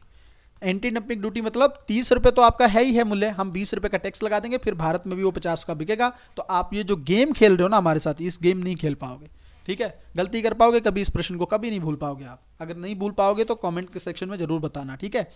अब देखो यहाँ पे जो ये तो चलो समझ में आ गया क्या होता है, अब इसको लेकर जो सवाल बनेगा ना उसको देख लो, वो बच्चे नहीं समझ पाएंगे, इसको यहाँ से देख लो। देखो जो भारत का वाणिज्य विभाग है ना, वाणिज्य जो विभाग है ये इसकी रिकमेंडेशन करता है, क्या करता है, सिफारिश करता है कि भाई एंटी डंपिंग ड्यूटी लगाओ या कितनी लगाओ, ठीक है। बट इसको ये जो शुल्क है, ये जो ड्यूटी है, ये लगाता कौन है, ये लगाता कौन है, ये लगाता है फाइनेंस मिनिस्ट्री, वित्त मंत्रालय, ठीक है। सिफारिश किसने की, वाणिज्य विभाग ने, ठीक है, वाणिज्य विभाग मतलब कॉमर्स मिनिस्ट्री ने, और लगा कौन रहा है, वित्त मंत्रालय। बस ये है प्रश्न, जो बाकी लोग नहीं याद रखेंगे आपको याद रखना है, ठीक है। सब चीज़ें बता दी हैं भाई, बहुत एनर्जी लग रही है, आप लोग शेयर किया करो सेशन को, ठीक है, रिक्वेस्ट है, और तो क्या ही कर सकते हैं आप लोगों को, ठीक है, शेयर कर देंगे थोड़ा। देखो हिंदी मीडियम के रिजल्ट में थोड़ा अच्छा रहेगा, चीज़ें अच्छे लेवल पर जाएंगी। मैं चाहता हूँ ये कंटेंट इतनी मेहनत से तैयार किया जा रहा है ना, तो ज़्यादातर बच्चों के पास पहुँचे, ठीक है। तो अगर ज़्यादातर बच्चों के पास पहुँचेगा तो आपका क्या नुकसान है भाई, कोई नुकसान है क्या, बाकी लोग भी सिलेक्ट हो पाएंगे, हेल्प मिल पाएगी। हो सकता है कोई पता नहीं कितनी मेहनत के साथ चीज़ें कर रहा है, मेंटोरशिप प्रोग्राम चल रहा है भाई, आप में से कोई बच्चा अगर टारगेटेड तैयारी करना चाहता हो, बहुत अच्छे से इसमें मैं पूरा स्टैटिक पोर्शन जो है बच्चों को कवर करा रहा हूँ। अगर आप लोग चाहते हैं वीकली टारगेट, देखो ये मेंटोरशिप का मतलब पता क्या है, एक तो यूपीएससी में सबसे बड़ी कमी है मेंटोर की, है ना, मिलते नहीं अच्छे मेंटोर। अगर आपको लगता है कि मैंने चीज़ें, क्योंकि मैंने यूपीएससी की लाइफ को जिया है, बहुत अच्छे से चीज़ें देखी हैं, इंटरव्यू तक की यात्रा को तय किया है, अगर आपको लगता है कि मैं मेंटोर बन सकता हूं तो आपको ये बेनिफिट लेना चाहिए। दूसरी बात ये है कि इसके अंदर अगर आप देखोगे ना, देखो जब तक आप पर प्रेशर नहीं होगा ना, जब तक आप पर प्रेशर नहीं होगा तब तक आप चीज़ें नहीं कर पाओगे, ठीक है। और प्रेशर हैंडल करो, जब आप टीचर आपके सर पे रहेगा ना कि 6 दिन में ये चीज़ें कंप्लीट करनी है और मुझे टेस्ट देना है, पढ़ोगे, फिर टारगेट निपटता है, सब्जेक्ट खत्म होते हैं। पॉलिटी, कई बच्चों की पॉलिटी हिस्ट्री खत्म होने को आ गई इस प्रोग्राम में, ठीक है। तो अगर आप लोग चाहो अच्छे से तैयारी करना तो इस प्रोग्राम में पार्टिसिपेट कर सकते हो, ये मेरा नंबर है, इस पर आप लोग मैसेज करके, कॉल करके, कैसे भी करके जल्दी से अपने आप को इनरोल कर लो। 24 वाले बच्चों के पास समय नहीं है, 14-15 महीने से ज़्यादा नहीं बचे हैं आप, ठीक है, और 16-17 महीने तो यूपीएससी की तैयारी के लिए चाहिए, ठीक है। तो अच्छे से इसमें पार्टिसिपेट अगर करना हो, अब करंट अफेयर मैं आपको करा रहा हूँ तो आप सोच लीजिए स्टैटिक किस लेवल का तैयार होगा, ठीक है। तो आप लोग चाहो तो इसमें पार्टनरशिप भागीदारी कर सकते हो, ठीक है। अब बच्चों आगे हम लोग देखते हैं, देखो NSSO, इसको याद रखते होंगे आप लोग, ठीक है, बहुत बार न्यूज़ में रहता है ये, ठीक है ना, NSSO ये न्यूज़ में रहता है, इसको याद रखना है भाई। इसको हिंदी में बोलते हैं राष्ट्रीय प्रतिदर्श, ठीक है, सर्वेक्षण कार्यालय। ठीक है, तो ये जो NSSO है इसके द्वारा कुछ कुछ चीज़ें की जाती हैं, इसको याद रखना। ठीक है, एक तो ये जारी करता है पीरियोडिक लेबर फोर्स सर्वे, ये भी आपने न्यूज़ में सुना होगा। मैं स्पेलिंग लिख देता हूँ, पीरियोडिक, ठीक है, लेबर फोर्स सर्वे तो आप लोग लिख ही लोगे। ठीक है, लेबर फोर्स सर्वे अगर पूछ ले कौन इशू करता है तो NSSO इशू करता है। ठीक है, ये नाम है इसका। दूसरी बात ये याद रखो बच्चों कि इसने ना 2017 में इसको शुरू किया था। ये कब शुरू किया गया था? 2017 में। ठीक है ना। अब इसके अंदर ये क्या क्या करता है देखो, एक तो ये देखता है वर्कर पॉपुलेशन रेशियो, ठीक है ना, वर्कर पॉपुलेशन रेशियो मतलब श्रमिक जनसंख्या अनुपात, एक तो ये देखता है। दूसरा ये देखता है लेबर फोर्स पार्टिसिपेशन रेट, ठीक है ना, इसको हिंदी में कुछ भी आप लोग लिख सकते हो, श्रम बल भागीदारी दर बोलते हैं इसको, श्रम बल भागीदारी दर, बट ऐसे याद रखो लेबर फोर्स पार्टिसिपेशन रेट। एक ये ना अनएम्प्लॉयमेंट रेट देखता है इसमें, ठीक है, बेरोजगारी दर देखता है। ठीक है, चीजें याद देख लो। अच्छा, इसके अंदर क्या है देखो, कार्य की आकांक्षा रखने वाले जो लोग हैं, जो काम करना चाहते हैं, ऐसे लोग नहीं जो काम करना ही नहीं चाहते। वर्कर पॉपुलेशन रेशियो के अंदर वो लोग आते हैं जो काम करने की जिनकी इच्छा है और कार्य के लिए उपलब्ध व्यक्ति, काम करने की इच्छा वाले व्यक्ति, ठीक है, काम करने की इच्छा वाले व्यक्ति, उनका काम के लिए उपलब्ध व्यक्ति, ठीक है, इसके बीच में जो रेशियो, जो अनुपात है, इसको बोलते हैं वर्कर पॉपुलेशन रेशियो। ठीक है, याद रखेंगे, भूलेंगे नहीं।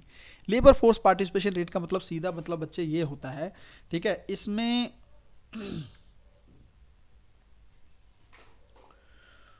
जो आपका जनसंख्या में जो नियोजित व्यक्ति है, ठीक है, देखिए इसमें थोड़ा सा मैंने इसका लेबर फोर्स पार्टिसिपेशन रेट का बता दिया है, लेबर फोर्स पार्टिसिपेशन रेट है ये, ठीक है ना, लेबर फोर्स पार्टिसिपेशन रेट का ये मतलब है। ठीक है, मैं आपको थोड़ा सा वर्कर पॉपुलेशन रेशियो बता देता हूं यहाँ पर। ये जो वर्कर पॉपुलेशन रेशियो है इसका मतलब सीधा सा बच्चा ये होता है जनसंख्या में नियोजित व्यक्तियों का जो प्रतिशत है।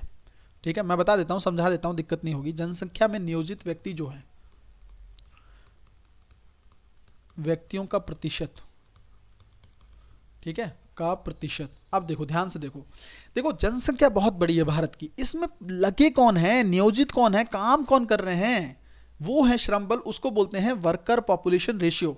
लेबर फोर्स पार्टिसिपेशन रेट ये है काम की इच्छा करने वाले व्यक्ति और काम के लिए उपलब्ध व्यक्ति। ठीक है ना, और आप इसमें देखेंगे ना तो देखो महिला और पुरुष का अनुपात भी देखते हैं। महिलाओं की श्रम भागीदारी दर अगर आप देखेंगे ना तो बहुत कम है भारत में, लगभग 26% के आसपास है, बहुत कम मानी जाती है। ठीक है, विकसित देशों में ये बहुत ज़्यादा है, भारत में बहुत कम है। ठीक है, तो ये थोड़ा सा ये देखा जाता है। अब देख लो बेरोजगारी दर क्या है, इसको भी देख लो अच्छे से, ये क्या होता है। जैसे टोटल लोग कितने हैं, ठीक है ना, टोटल लोग वर्कर कितने हैं, टोटल लोग काम कितने कर रहे हैं, ठीक है, टोटल वर्कर जो है श्रम बल में शामिल जो टोटल लोग हैं उनके ऊपर बेरोजगार कितने हैं। ठीक है, ये इसका एक फार्मूला है, इसको याद रख लीजिएगा। अनएम्प्लॉयमेंट रेट, बेरोजगारी दर, ऐसे चेक करते हैं बेरोजगार कितने हैं और टोटल काम करने वाले व्यक्ति कितने हैं, इनका जो अनुपात होता है उसको बोलते हैं अनएम्प्लॉयमेंट रेट। हल्का सा चीजें हैं, याद रख लोगे इसको थोड़ा थोड़ा तो ये रहेगा। बस मेन इसको याद रखना है, पीरियोडिक लेबर फोर्स सर्वे कौन इशू करता है, कब शुरू किया गया था, इसके अंदर कौन कौन सी चीजें शामिल होते हैं। अगर पूछ ले यूपीएससी इसके अंदर क्या क्या है, एक नंबर ये है वर्कर पॉपुलेशन रेशियो है, अनएम्प्लॉयमेंट रेट है, ये तीनों, तो इसको इस तरह से याद रखेंगे। एक यहाँ पर NSSO की बात होती है तो एक चीज़ और लिख लो यहाँ पर, टाइम यूज, टाइम है ये, टाइम यूज सर्वे अगर यूपीएससी पूछ ले, ठीक है, टाइम यूज सर्वे, ठीक है, तो ये कौन इशू करता है, तो NSSO जारी करता है। ठीक है, टाइम यूज सर्वे। भाई हल्का सा जितने प्रश्न बन सकते थे ना उसके बारे में मैंने आप लोगों को अच्छे से यहाँ पर बता दिया है, बाकी चीज़ें आप लोग अच्छे से देख लो। ठीक है, जल्दी से आगे की चीजें देखते हैं भाई, चीजें रहनी नहीं चाहिए। देखो बच्चों, एक ना गोल प्रोजेक्ट है, ठीक है, गोल प्रोजेक्ट है। ठीक है, कई बार बच्चों देखो जल्दी जल्दी में ना स्पेलिंग में वो ऊपर नीचे हो जाता है, तो आप मेरे वर्ड पे ध्यान दिया करो। ठीक है, मैंने प्रोजेक्ट बोला है, अब मान लीजिए इसमें रह जाता ही तो फिर आप टेंशन में मत आ जाना कई बार। ठीक है, जो वर्ड बोलता हूं उस पर ध्यान दिया करो। गोल क्या है, देखो इसका फुल फॉर्म देख लो, गोइंग ऑनलाइन एज लीडर्स और प्रोजेक्ट। प्रोजेक्ट तो मैंने आपको बता दिया है। देखो प्रश्न सिर्फ ये पूछेगा गोल प्रोजेक्ट न्यूज में रहता है, ये क्या है, बस इतना देख लो। इसको वर्ड यहां से याद रखना, लीडर। ठीक है, तो जो शेड्यूल ट्राइब है ना, शेड्यूल ट्राइब के लोग हैं जो हैं, जनजातियों की बात कर रहा हूं, एससी की बात नहीं कर रहा। ठीक है, शेड्यूल ट्राइब के जो लोग हैं उनमें नेतृत्व की भावना, ठीक है, ताकि वो लीडर बन सके, नेतृत्व की भावना विकसित करना, विकसित करने के लिए इस पहल को शुरू किया गया है। ठीक है, और किसने शुरू किया है, किसने शुरू किया है ये याद रख लो बस। जो जनजातीय मंत्रालय है, जनजातीय शेड्यूल ट्राइब मिनिस्ट्री है ना, जनजातीय मंत्रालय है, और प्लस इसने किसके साथ मिलकर किया है, फेसबुक के साथ। ठीक है, फेसबुक के साथ मिलकर इसने शुरू किया है।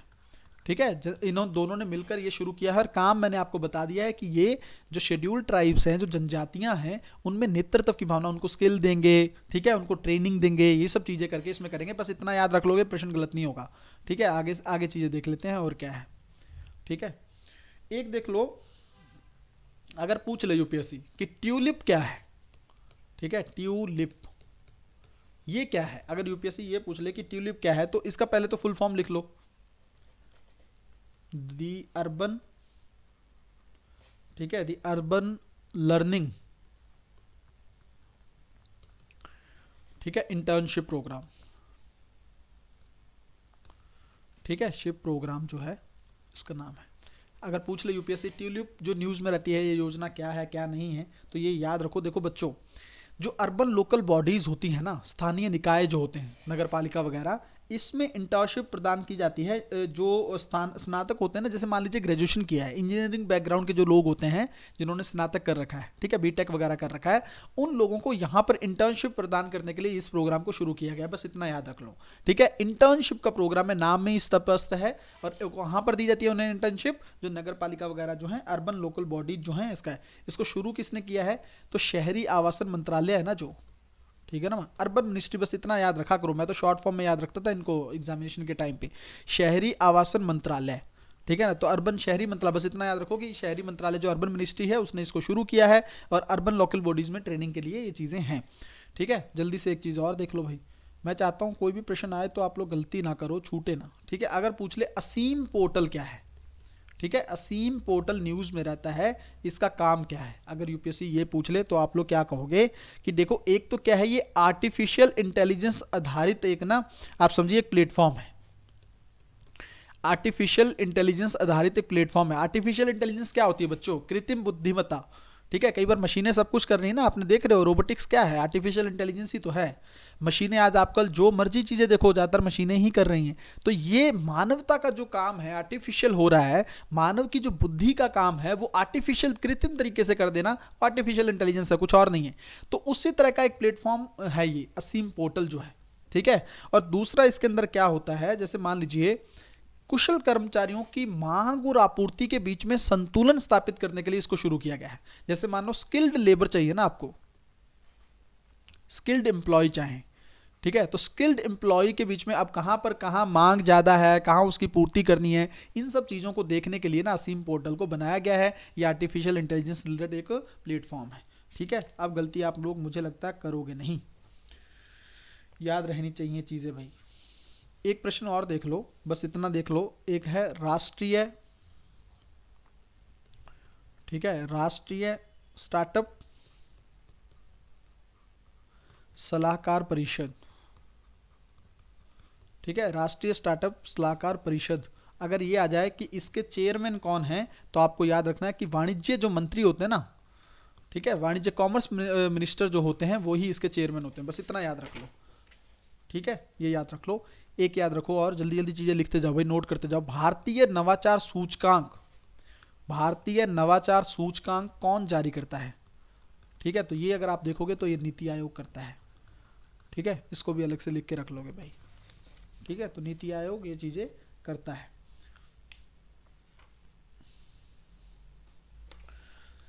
बहुत सारी चीजें मैं आपको फैक्ट के फॉर्म में इसलिए बच्चों लिखा रहा हूं, ताकि देखो क्या है ना, यूपीएससी कहां से प्रश्न पूछ ले हमें नहीं पता है ना, कहां प्रश्न पूछेगा हमें थोड़ी ना ध्यान में है वो चीज़ें किस तरह से वो पूछ ले, तो हमें तो भाई हर चीज़ के लिए रेडी रहना है, ठीक है, हर चीज़ के लिए हमें रेडी रहना है।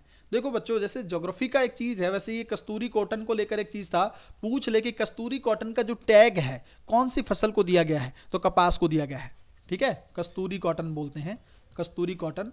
पिछले साल वैसे ये न्यूज़ में ज़्यादा था, बट कोई नहीं, अभी अभी सिर्फ ये देखो कपास को लेकर ना यूपीएससी सवाल पूछ चुका है 2-3 बार, इसलिए मैंने सोचा कि ज्योग्राफी का पर्सपेक्टिव मैं आपको यहीं बता दूं। देखो एक तो ये खरीफ की फसल है, ठीक है, खरीफ की फसल है, तो अब आप लोग ये बेसिक ज्योग्राफी में पढ़ेंगे क्या होता है खरीफ की और वो जो रबी की फसल, मैं यहाँ पे नहीं बताऊंगा, ठीक है, खरीफ की फसल है। दूसरी बात ये है कि ये जो दक्कन का पठार है, ठीक है, दक्कन का पठार है, इसमें इसकी ज़्यादातर उपज होती है, ठीक है ना, दक्कन के पठार में काली मिट्टी है ना, महाराष्ट्र वगैरह गुजरात का जो क्षेत्र है वहां पर इसकी पैदावार होती है, याद रखेंगे। तीसरी चीज इसके अंदर क्या है, 20 से 28 डिग्री का तापमान चाहिए इसमें, ठीक है, उसके सारे ये प्रश्न पूछ चुका है यूपीएससी, उसके बेस पर ही मैं आपको प्रश्न बता रहा हूँ कि फिर से रिपीट होंगी चीजें, ठीक है। दूसरा, इसको कितनी वर्षा चाहिए, ठीक है, रेनफॉल कितना चाहिए इसको, 55 से 110 सेंटीमीटर की दूरी में कहीं ना कहीं पर इतनी इसको वर्षा चाहिए, ठीक है, रेनफॉल इसको इतना चाहिए, 55 से 110 सेंटीमीटर की वर्षा होनी चाहिए, तभी ये पैदा होती है भाई, ठीक है। एक जो ऑप्शन में यूपीएससी ने लिखा था वो था 180 पाला रहित दिन, ठीक है, इतने दिन होने चाहिए तब ये सही से सरवाइव होती है, ठीक है ना, 180 जो है पाला रहित दिन होने चाहिए। बस ये कुछ विशेषताएं हैं, ये याद रखोगे। दूसरा, एक दो चीज जो फिर से अच्छे से प्रश्न जिस पे बन सकता है वो ये है कि भारत कपास में ना, कपास में भारत सेकंड बड़ा उत्पादक है, यहीं पे ही कंफ्यूज करता है, जहां पर फर्स्ट सेकंड होता है ना भारत, वहीं पे गड़बड़ कर देता है यूपीएससी, वो कह देगा फर्स्ट है, नहीं फर्स्ट नहीं है, सेकंड बड़ा उत्पादक है, प्रोड्यूसर है कपास वाला, ठीक है ना, इसको याद रखना है भाई। और सबसे बड़ा उपभोक्ता है, उपभोक्ता हम यूज तो सबसे ज्यादा करते हैं बट पैदा हम दूसरे नंबर पे हैं, ठीक है, तो इसको याद रखना। एक जो और चीज जल्दी से लिख लो, सबसे ज्यादा उत्पादन कम बढ़ते से कम क्रम में क्या है, गुजरात में सबसे ज्यादा है, फिर उसके बाद में महाराष्ट्र दूसरे नंबर पर है, फिर तेलंगाना तीसरे नंबर पर है और चौथे नंबर पर राजस्थान है, ठीक है, तो ये भी एक इंपॉर्टेंट फैक्ट बन जाता है, इसको भी याद रख लेना है, ठीक है, गुजरात फर्स्ट पे, महाराष्ट्र सेकंड पे, तेलंगाना थर्ड पे और राजस्थान फोर्थ पे, ठीक है, गलती नहीं करेंगे भाई। जल्दी से आगे की चीजें देखते हैं, ठीक है। देखो बच्चों, आगे एक ये है, अब कई बार ना यूपीएससी ये पूछ लेता है कि कृषि उत्पादन में भारत कौन से स्थान पर है, तो ये भी याद रखो, सेकंड बड़ा कृषि उत्पादक देश है भारत, ठीक है ना, सेकंड बड़ा कृषि उत्पादक, फर्स्ट कर देगा दिक्कत हो जाएगी, तो ये याद रखोगे, एक फैक्ट तो ये है।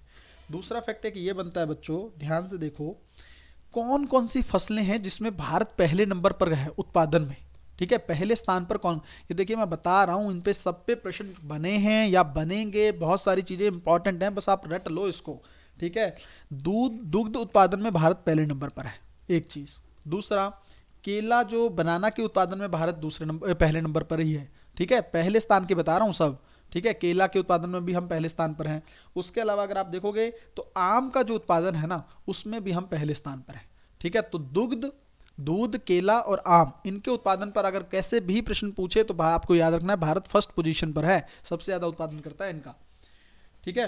बट इनका सेकंड बड़ा कृषि उत्पादक है, बट कृषि निर्यातक देखोगे ना कि कितना निर्यात करता है, कृषि निर्यात भारत कितना करता है, तो इस मामले में भारत 13वें स्थान पर है, ठीक है। तो आप गलती नहीं करोगे भाई, जहां पे प्रश्न बनता है, इन्हीं चीजों पर प्रश्न बनता है, आप लोग अच्छे से इसको रट लोगे। सेकंड बड़ा कृषि उत्पादक है, सारी चीजें आप रिपीट करके देख सकते हो, मैं कुछ बोलूंगा नहीं। देखो एक ना बॉडी न्यूज में रहती है एपेडा, फुल फॉर्म बोल देता हूं, नोट कर लेना, नहीं तो गूगल से सर्च कर लेना, agricultural and processed food export promotion development authority, ठीक है, हिंदी में बोलते हैं कृषि और प्रसंस्कृत खाद्य पदार्थ निर्यात संवर्धन विकास प्राधिकरण, बहुत बड़ा नाम है, मैं तो एपेडा ही याद रखता था, ठीक है, इतना याद रख लो बस, और कुछ नहीं है। एक्सपोर्ट वर्ड है इसके अंदर, बस इतना याद कर लो, ठीक है, एक्सपोर्ट प्रमोशन एजेंसी है ये। अब क्या है, इसके अंदर सवाल क्या बनेगा, देखो पहली चीज तो ये विधिक संस्था है, ठीक है, विधिक संस्था मतलब एक 85 में इसी नाम से, जो नाम मैंने अभी बताया है, इसी नाम से एक एक्ट लाया गया था, तब इसको स्थापित किया गया था, पहली चीज तो ये। दूसरी चीज ये है कौन सी मिनिस्ट्री के तहत है, यूपीएससी सवाल पूछ चुका है इस बॉडी पे, ठीक है, वाणिज्य मंत्रालय के तहत है, ठीक है, वाणिज्य मंत्रालय के तहत है, और सवाल में भी यही पूछा था कौन सी मिनिस्ट्री के तहत है, ठीक है, ये चीज हो गई। और मैंने आपको क्या बोला, इसका काम क्या है, ठीक है, निर्यात संवर्धन करना, एक्सपोर्ट को प्रमोट करना, ठीक है ना। कृषि उत्पादों का जो एक्सपोर्ट वगैरह है उसको प्रमोट करने के लिए कहीं ना कहीं पर इस बॉडी को स्थापित किया गया था। इसको बोलते हैं एपेडा। बहुत बार न्यूज़ में रहती है, बट चीज़ें बच्चों को, और देखो जो चीज़ें बता रहा हूँ ना बस इतना रट लेना। सवाल बनेगा तो या तो उसकी संस्था पे पूछ लेगा, मिनिस्ट्री पे पूछ लेगा और उसका काम क्या है, बस इससे ज़्यादा और कुछ आपको करने की जरूरत है नहीं। एक और याद रखो बच्चों, चावल के मामले में भारत जो है सेकंड बड़ा उत्पादक है। अब देखो ये सवाल एक दो बार तो पूछ चुका है और अब जो है रिपीट भी होगा, क्योंकि चावल को लेकर बच्चे कंफ्यूज रहते हैं। पहले नंबर पर चीन है, दूसरे पे भारत है, ठीक है, चावल के उत्पादन में। दूसरी चीज, निर्यातक सबसे बड़ा भारत है, ठीक है ना। चावल का निर्यात करने में हम क्या हैं, फर्स्ट हैं। ये बेसिक चीज़ें हैं, इसी में कंफ्यूज हो जाते हैं बच्चे, रट पढ़ते कुछ और हैं, उसको ध्यान से देखते नहीं है तो फिर वहाँ पर गलती करते हैं, ठीक है। तो इसको लेकर गलती नहीं करनी है भाई। जल्दी से आगे चीज़ें देखते हैं, आगे क्या है। देखो मत्स्य उत्पादन के मामले, मछली उत्पादन के मामले में देख लेते हैं क्या चीज़ें हैं। मछली उत्पादन,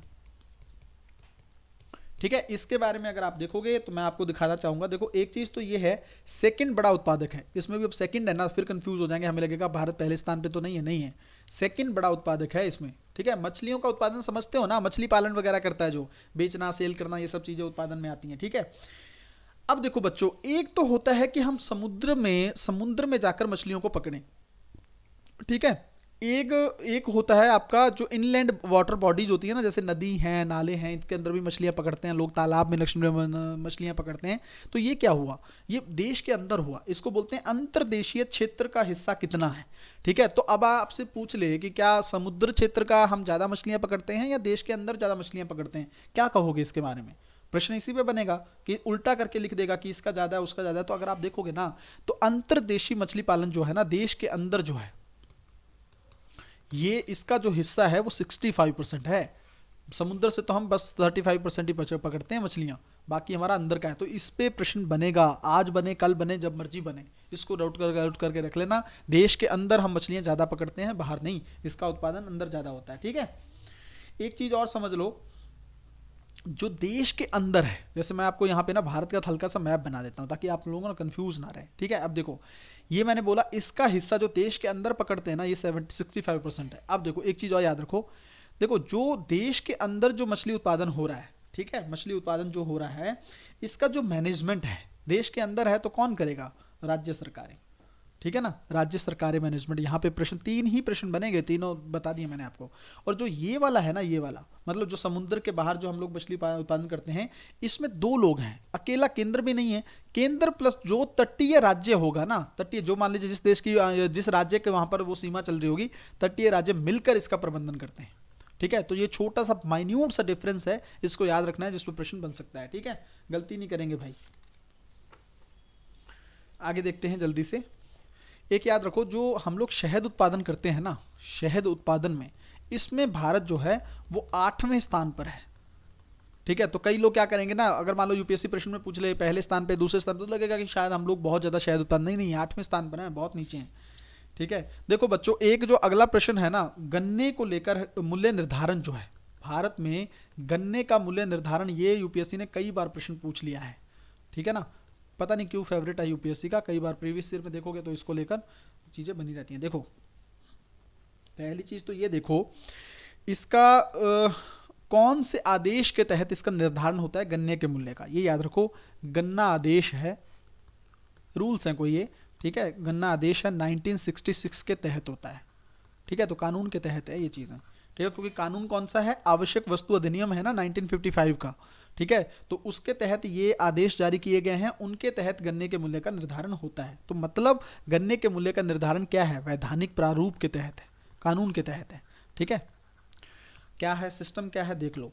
देखो CACP, इसके बारे में तो आप लोग जानते होंगे, जो MSP की सिफारिश भी करता है, ठीक है ना, करता है ना, मिनिमम सपोर्ट प्राइस की सिफारिश कौन करता है, इसको हिंदी में क्या बोलते हैं, कृषि लागत और मूल्य आयोग, commission for agriculture cost and prices. इसके बारे में अच्छे से पढ़ लेना, प्रश्न पूछ सकता है यूपीएससी, ठीक है। तो ये अनुशंसा करता है इस चीज़ को लेकर भी, MSP के लिए तो करता ही है, गन्ने के लिए भी यही कहीं ना कहीं पर सिफारिश करता है कि ये कर लो, ठीक है।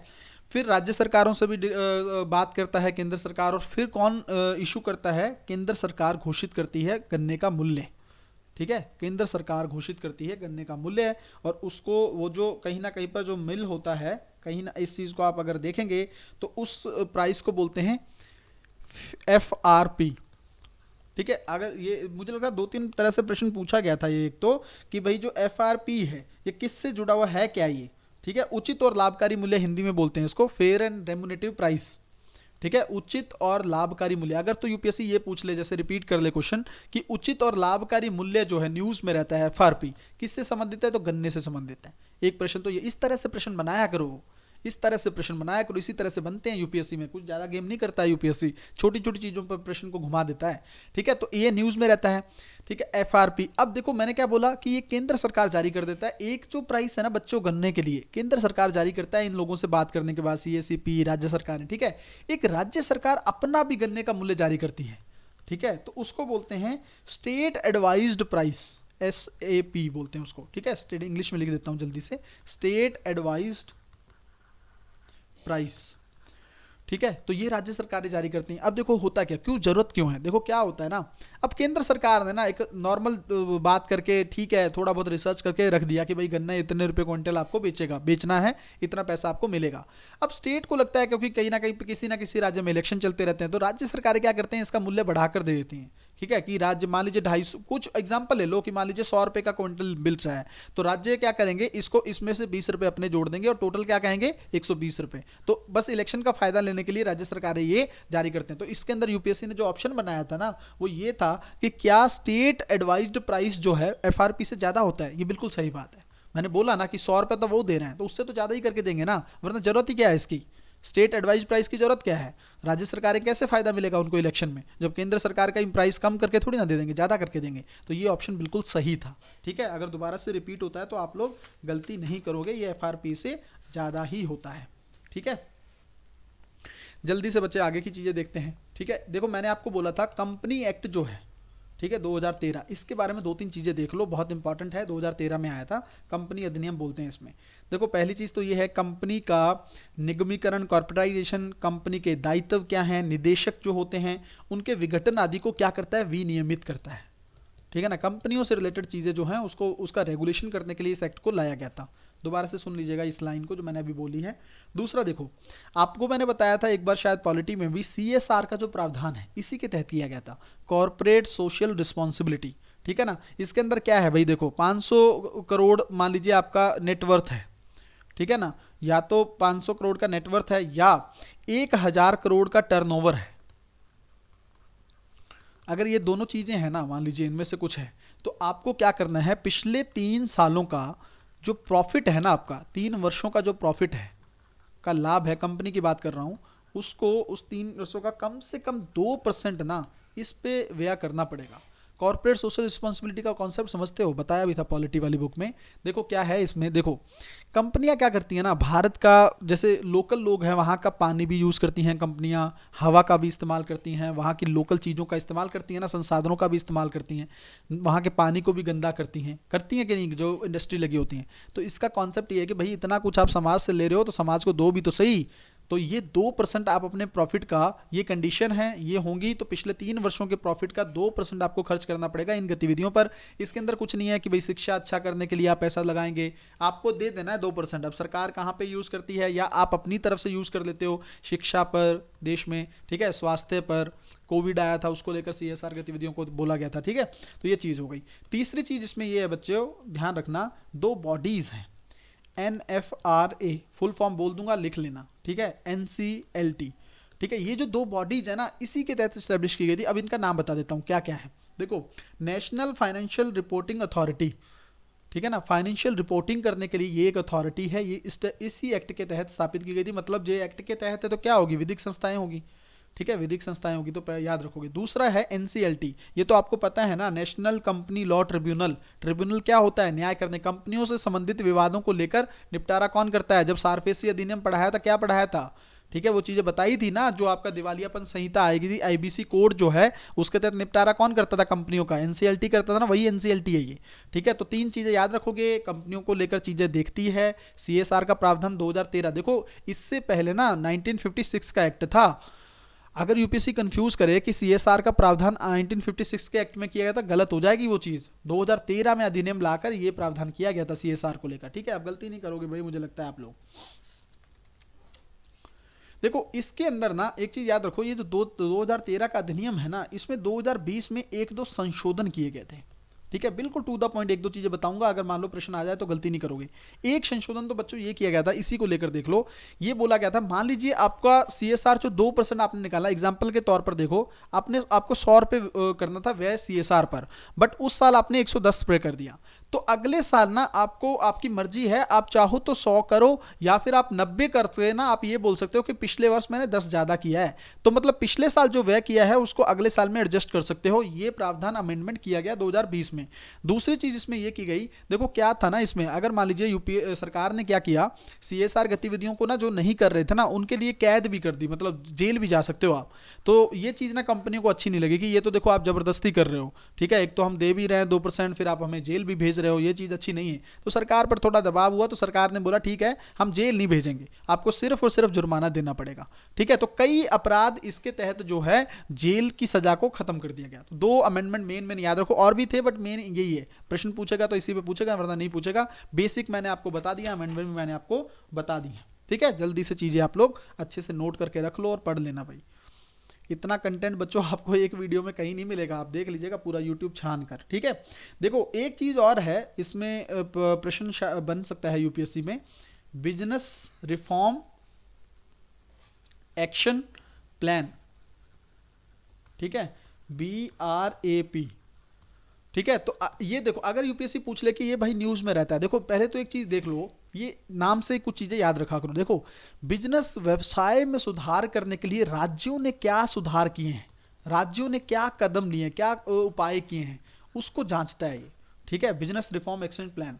और दूसरी बात अगर आप देखेंगे, इसको तैयार कौन करता है भारत में, तो वही आ गया DPIIT, वाणिज्य मंत्रालय के तहत ये निकाय है, ये तैयार करता है। प्लस इसमें हेल्प किसकी लेता है, ये विश्व बैंक की।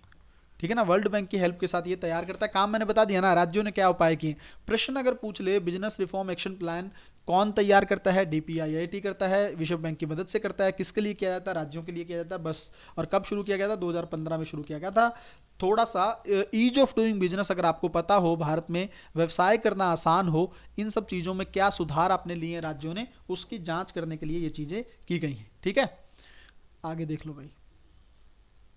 एक योजना मुझे लगता है पॉलिटी में पढ़ाई थी या करंट अफेयर में, तो कई बार पढ़ाई है मैंने ये, IR का करंट अफेयर में। ठीक है, प्रोडक्शन लिंक्ड इंसेंटिव स्कीम। ठीक है ना, प्रोडक्शन लिंक्ड इंसेंटिव स्कीम, लिख देता हूं जल्दी से, प्रोडक्शन, ठीक है, लिंक्ड इंसेंटिव स्कीम। ये स्कीम क्या है ये भी देख लो भाई जल्दी से। देखो बच्चों क्या है, सरकार ने बोला कि मान लीजिए कोई कंपनी 100 रुपए का प्रोडक्शन करती है, ठीक है, बट अगर आप अपना, आपकी सीमा है, ये कैपेसिटी है इतनी, कितनी, 100 रुपए, 100 रुपए का प्रोडक्शन आपने किया। अगर आप 110 रुपए का करते हो, कंपनी, भारत ने कहा, सरकार ने कहा कि अगर आप 110 रुपए का कोई कंपनी प्रोडक्शन करती है, तो इसमें बड़ा कितना, 10 रुपए की बड़ी हुई कैपिटल, बड़ा हुआ उत्पादन है ना, इस पे 2 से 4% या 4 से 6% की छूट देंगे हम।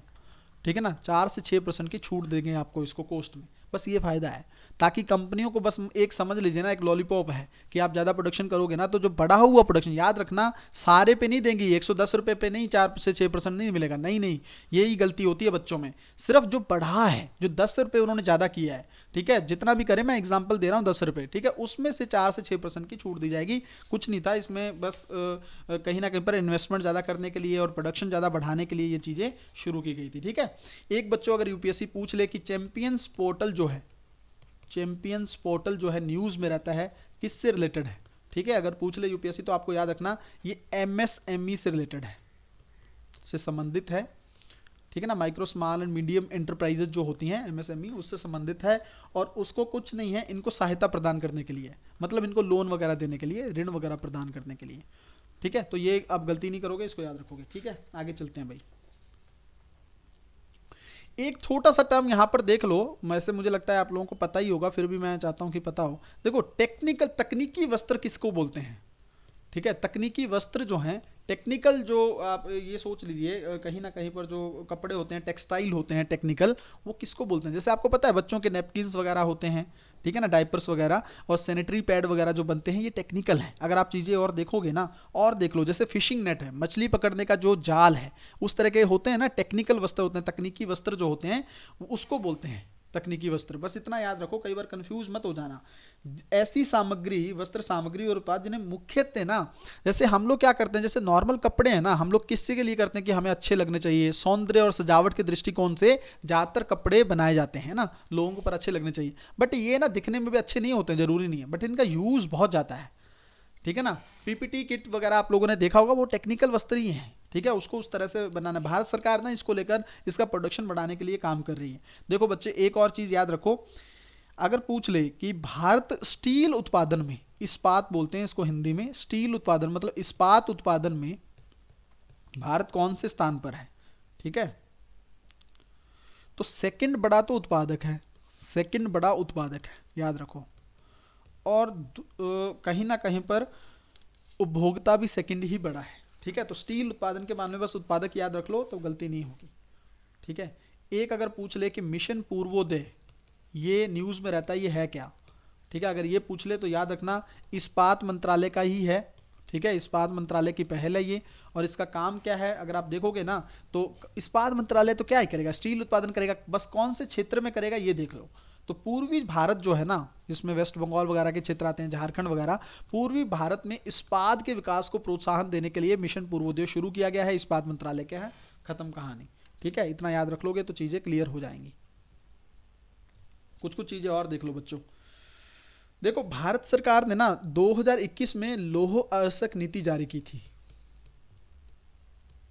ठीक है, आयरन ओर बोलते हैं लौह अयस्क नीति को, ठीक है, आयरन ओर पॉलिसी जो है 2021 जारी की थी, ठीक है। इसके अंदर कुछ नहीं था, मतलब जो आपने देखा होगा ट्रेन्स वगैरह में लोहे को लेकर जाते हैं, है ना, परिवहन के लिए, उसको सुगम बनाने के लिए, ठीक है, और ग्राहकों की लोह की आवश्यकताओं की, ठीक है ना, ग्राहकों की लौह अयस्क आवश्यकताओं की पूर्ति करने के लिए, लौह अयस्क आवश्यकताओं की पूर्ति करने के लिए इस मिशन को शुरू किया गया था। याद रख, मतलब ये नीति लाई गई थी, पहले तो ये समझ लो। अब देखो, इसमें तो इतना ही याद रखना है, कुछ खास इंपॉर्टेंट है नहीं, बट मेन जो प्रश्न बनेगा ना वो इस पे बनेगा। देखो, आपसे अगर पूछ ले कि ये जो मालगाड़ियां चलती हैं, देखा होगा ना आप लोगों ने, कई बार आप लोग ट्रेन के स्टेशन पर खड़े होंगे, मालगाड़ियां निकलती हैं, अगर पूछ ले कि इनमें सबसे ज़्यादा जो है पहली चीज़ क्या है, कि ज़्यादातर इसमें इन मालगाड़ियों में क्या होता है, पहले स्थान पर अगर पूछ ले यूपीएससी कि सबसे ज़्यादा क्या वो किया जाता है, तो पहले स्थान पर देखोगे तो आप कोयला है, कोयला का परिवहन होता है सबसे ज़्यादा, ठीक है ना। मालगाड़ियों में अगर आप सवाल ये पूछ ले कि रेलवे के कुल माल परिवहन में सबसे ज़्यादा कोयले का परिवहन होता है, और दूसरे नंबर पर अगर आप देखोगे तो यही है क्या, लौह अयस्क, आयरन ओर बोलते हैं इसको, कच्चा लोहा बोलते हैं इसको, सीधा याद रख लो आसान भाषा में, ठीक है। तो प्रश्न कंफ्यूज कर दे कि लौह अयस्क पहला है, नहीं है, ये दूसरा है। कोयला सबसे ज्यादा, आपको पता ही है ना, कोयले का आपने कितनी बार देखा होगा, गाड़ियां भर भर के जा रही होती हैं, तो कोयला सबसे ज्यादा है। अब लौह अयस्क का टोटल देखना हो तो उत्पादन में अगर देखोगे ना तो भारत फोर्थ बड़ा उत्पादक है, किसका, आयरन ओर, उनका प्रोडक्शन जो करता है भारत, बस इतना याद रख लो। फिर यहाँ पर एक चीज और देख लो, जो नवीकरणीय ऊर्जा है, अब पता है ना, सरकार नवीकरणीय ऊर्जा समझते हो ना, सौर ऊर्जा वगैरह, पवन ऊर्जा वगैरह, हम लोग चाहते हैं कि कोयले से ऊर्जा का उत्पादन ना करें हम, क्योंकि प्रदूषण बहुत ज़्यादा होता है। इसमें भारत कौन से स्थान पर है, ये देख लो। उत्पादन में क्षमता अगर देखोगे तो इसमें आप देखोगे तो भारत जो है फोर्थ बड़ा है, गलती मत कर देना, फोर्थ बड़ा है। नवीकरणीय ऊर्जा के उत्पादन की क्षमता जो है भारत चौथे स्थान पर है, ठीक है। एक बच्चों और देख लो चीज़ें, जल्दी जल्दी मैं बता देता हूँ आपको। देखो, मिजोरम जो है ना, मिजोरम जो है, इसने खेलों को उद्योग का दर्जा प्रदान करने वाला पहला राज्य है। स्पोर्ट्स है ना, स्पोर्ट्स, उसको इंडस्ट्री घोषित कर दी इसने, ठीक है ना। तो खेलों को उद्योग का दर्जा देने वाला पहला राज्य अगर पूछ ले तो कौन है, मिजोरम है, गलती मत करना, ठीक है। एक है राष्ट्रीय, इसको लेकर तो शायद सवाल बन चुका है यूपीएससी में, उत्पादकता परिषद, ठीक है, नेशनल प्रोडक्टिविटी काउंसिल इसको बोलते हैं।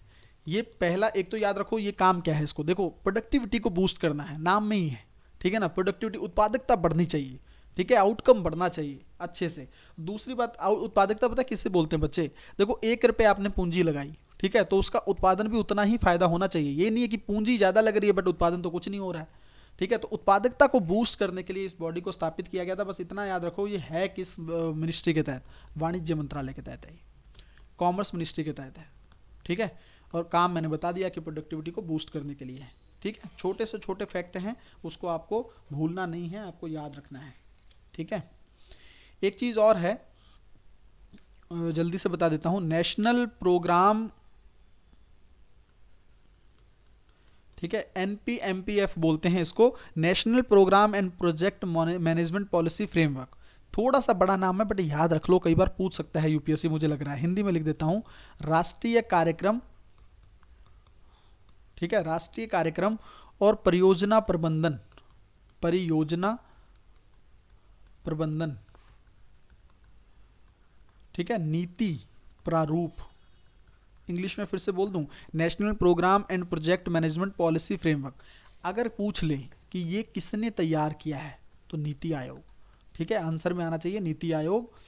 प्लस इसमें हेल्प की है किसने, क्वालिटी काउंसिल ऑफ इंडिया, ठीक है, क्वालिटी काउंसिल ऑफ इंडिया एक बॉडी है, इसने इसके साथ मिलकर इन दोनों ने इस चीज़ को शुरू किया। देखो कुछ नहीं है, जो परियोजनाएं अवसंरचना की चल रही है ना, इंफ्रास्ट्रक्चर के प्रोजेक्ट चल रहे हैं, ये लोग बस उसको निगरानी करने के लिए ये नीति बनाए हैं। बस ये प्रश्न पूछेगा तो ये पूछेगा किसने शुरू किया है, नीति आयोग और quality council of India. Quality council of India को लेकर यूपीएससी ने एक और सवाल पूछा था कि इसके जो अध्यक्ष होते हैं वो प्रधानमंत्री द्वारा नियुक्त किए जाते हैं, तो ये प्रश्न बिल्कुल सही है, पीएम नियुक्त करता है इनके चेयरमैन को, ठीक है, ये प्रश्न बिल्कुल ऑप्शन में बिल्कुल सही था, आप लोग गलती नहीं करेंगे, ठीक है। अगर पूछ ले मॉडल कंसेशन एग्रीमेंट, ठीक है, मॉडल कंसेशन एग्रीमेंट अगर पूछ ले यूपीएससी कि ये न्यूज में रहता है, ये किससे संबंधित है, तो अगर आप देखेंगे जो पीपीपी मॉडल इन्वेस्टमेंट मॉडल होते हैं ना, पीपीसी निवेश मॉडल है ये, बस इतना याद रखो। बता देता हूँ क्या होते हैं। देखो पीपीपी निवेश मॉडल मैंने क्या एक बार न्यूज़ में भी बताया था आप लोगों को, करंट अफेयर जब पढ़ा रहा था। इन्वेस्टमेंट मॉडल क्या होता है, जैसे क्या है ना, हर जगह डेवलपमेंट जो है ना सरकार नहीं कर सकती, इतने संसाधन नहीं है, तो निजी क्षेत्र और सरकार मिलकर कई बार कुछ चीज़ें शुरू करते हैं। जैसे आपने देखा होगा रोड बनाते हैं, हाईवे बनाते हैं ना, तो इसके अंदर ये एक मॉडल है उस तरह का, ठीक है, उस तरह अवसंरचना को लेकर, विकास को लेकर एक पीपीपी मॉडल है। बस अगर न्यूज़ में आया तो इसको याद रखना, ठीक है। अगर सवाल पूछ ले तो आपके द्वारा गलती नहीं होनी चाहिए, ठीक है। एक चीज़ और बची है वो मैं जल्दी से बता देना चाहता हूं, समर्पित माल भाड़ा गलियारा, ठीक है, हिंदी में इंग्लिश में बोलते हैं डेडिकेटेड फ्रेट कॉरिडोर। अगर यूपीएससी पूछ ले, पहली चीज़ तो ये सिर्फ रेलवे गलियारा है ये, ठीक है, इसके अंदर और कुछ नहीं है। रेलवे गलियारा मतलब गलियारा समझ रहे हो, कॉरिडोर बना रहे हैं। कहाँ से क्या, इसके अंदर देखो दो गलियारे मेन है जो सरकार डेवलप कर रही है, एक तो पूर्वी, ठीक है, एक है पश्चिमी, पश्चिमी डेडिकेटेड कॉरिडोर और पूर्वी डेडिकेटेड कॉरिडोर, ठीक है। अभी बस इतना याद रख लो कि ये कहाँ से कहाँ, पश्चिम वाला कहाँ से, पूर्वी वाला कहाँ से कहाँ तक है और ये कहाँ से। देखो पंजाब में एक जगह है लुधियाना के पास साहनेवाल, ठीक है, साहनेवाल से लेकर ये दनकुनी वेस्ट बंगाल तक, तो यहाँ पे लिख लेना पंजाब। अगर तो पूछे सीधा पंजाब और वेस्ट बंगाल तक, बिल्कुल सही, ठीक है। तो पंजाब में एक जगह साहनेवाल से लेकर दनकुनी यहाँ तक है पूर्वी डेडिकेटेड फ्रेट कॉरिडोर। पश्चिमी वाला देखोगे ना तो इसको याद रख लेना बच्चों, ये शुरू होता है दादरी से। दादरी कहाँ है भाई, यूपी में, ठीक है, दादरी से शुरू होता है दिल्ली के बगल से, और यहाँ से शुरू होते ये जाता कहाँ तक है, JNPT, Jawaharlal Nehru port trust, Mumbai के में है ये, याद रखना इस चीज़ को, यहाँ तक है ये। दोनों ही, ऊपर वाला भी 6 राज्यों से गुजरेगा, नीचे वाला भी 6 राज्यों से गुजरेगा। बस मैंने बता दिया ना क्या है, रेलवे गलियारा, याद रखना ये सड़क का गलियारा नहीं है। समर्पित मालभाड़ा गलियारा मतलब समझ रहे हो, देखो काम कुछ नहीं है, जो ये मालगाड़ियाँ चलती हैं ना, इनकी स्पीड जल्दी जल्दी बढ़ानी है, तो एक अलग से इनका कॉरिडोर इस्टेब्लिश कर दो ताकि काम जल्दी से जल्दी पहुँच पाए सामान, ठीक है। थोड़ा सा आसान भाषा में समझने की कोशिश भी किया करो कुछ चीज़ों को, ठीक है। तो ये चीज़ें भाई आज की वीडियो में हम लोगों ने काफ़ी हद तक चीज़ों को देख लिया है। जल्दी से एक दो फैक्ट हैं वो नोट करके रख लो भाई, अगर पूछ ले यूपीएससी, वधावन पोर्ट कहाँ है, ठीक है, कहाँ पर है, मतलब ये नया एक पोर्ट बनाया गया था, ये कहाँ पर है, पोर्ट मतलब समझ रहे हो ना, बंदरगाह, ये महाराष्ट्र में है। अगर यूपीएससी पूछे तो याद रखना, मैच कर सकती है कि भाई पोर्ट कहाँ पर है, कौन सी स्टेट में, ऐसे करके बना सकती है, मैच ऑफ द फॉलोइंग, ठीक है। दूसरा पूछ ले चिंद बरनार, ठीक है, चिंद बरनार पोर्ट कहाँ पर है, पतन कहाँ पर है, तो ये याद रखना, ये तमिलनाडु में है, ठीक है, ये चीज़ भी याद रखना। तीसरा आपको पता है, ये तो बहुत पुराना है, पारादीप जो है, ये है पोर्ट जो है, पारादीप पोर्ट जो है ये उड़ीसा में है, ठीक है। ये तीनों आप लोग थोड़ा सा याद रख लेना, ये तमिलनाडु में। मेन सबसे ज़्यादा इंपॉर्टेंट है वधावन, क्योंकि ये बहुत न्यूज़ में था पिछली बार, ठीक है भाई। तो ये सारी चीज़ें हम लोगों ने अच्छे से कर ली हैं भाई। आज की वीडियो हमारी काफ़ी हद तक हम लोगों ने बहुत सारे फैक्ट को कवर करने की कोशिश की है, ठीक है ना, कोई चीज़ मैंने मुझे लगता है छोड़ी नहीं है। बाकी हम लोग अभी बहुत सारी वीडियो और भी आएंगी इसमें, इकोनॉमी के हो सकता है 5 से 6 वीडियो अभी आएँ, और आगे चलकर फिर लास्ट में भी 2-3 वीडियो इसकी अपडेट्स की आएंगी। ठीक है, तो बेसिक चीज़ें तो देखो हम लोग सारी कवर करते चले जा रहे हैं अभी, है ना। आप लोगों ने देखा होगा सारी चीज़ें वही रिपीट होंगी, प्रोडक्टिविटी काउंसिल क्या है, कौन कौन से इंडेक्स हैं, जो भी चीज़ें होंगी हम लोग सारा कुछ कवर कर लेंगे। ठीक है, आप लोग टेलीग्राम ज्वाइन कर सकते हो, इतनी मेहनत अगर आप लोगों को अच्छी लग रही हो, टेलीग्राम वगैरह ज्वाइन कर सकते हो। इंस्टाग्राम, फेसबुक, ट्विटर पे आप डिलाइट इसको फॉलो कर सकते हो। सभी के लिंक्स जो हैं वो डिस्क्रिप्शन में अवेलेबल हैं। अगर कोई बच्चा मेंटोरशिप प्रोग्राम में शामिल होना चाहता है तो इस नंबर पर वो कॉल कर सकता है। ठीक है, चीज़ें हम लोग अच्छे से करते हैं उसमें, तो आप लोग चाहो तो इसमें शामिल हो सकते हो। मिलते हैं अगली वीडियो में, तब तक अपना ध्यान रखें, अपनी पढ़ाई को बहुत अच्छे तरीके से करते रहें। बहुत बहुत धन्यवाद।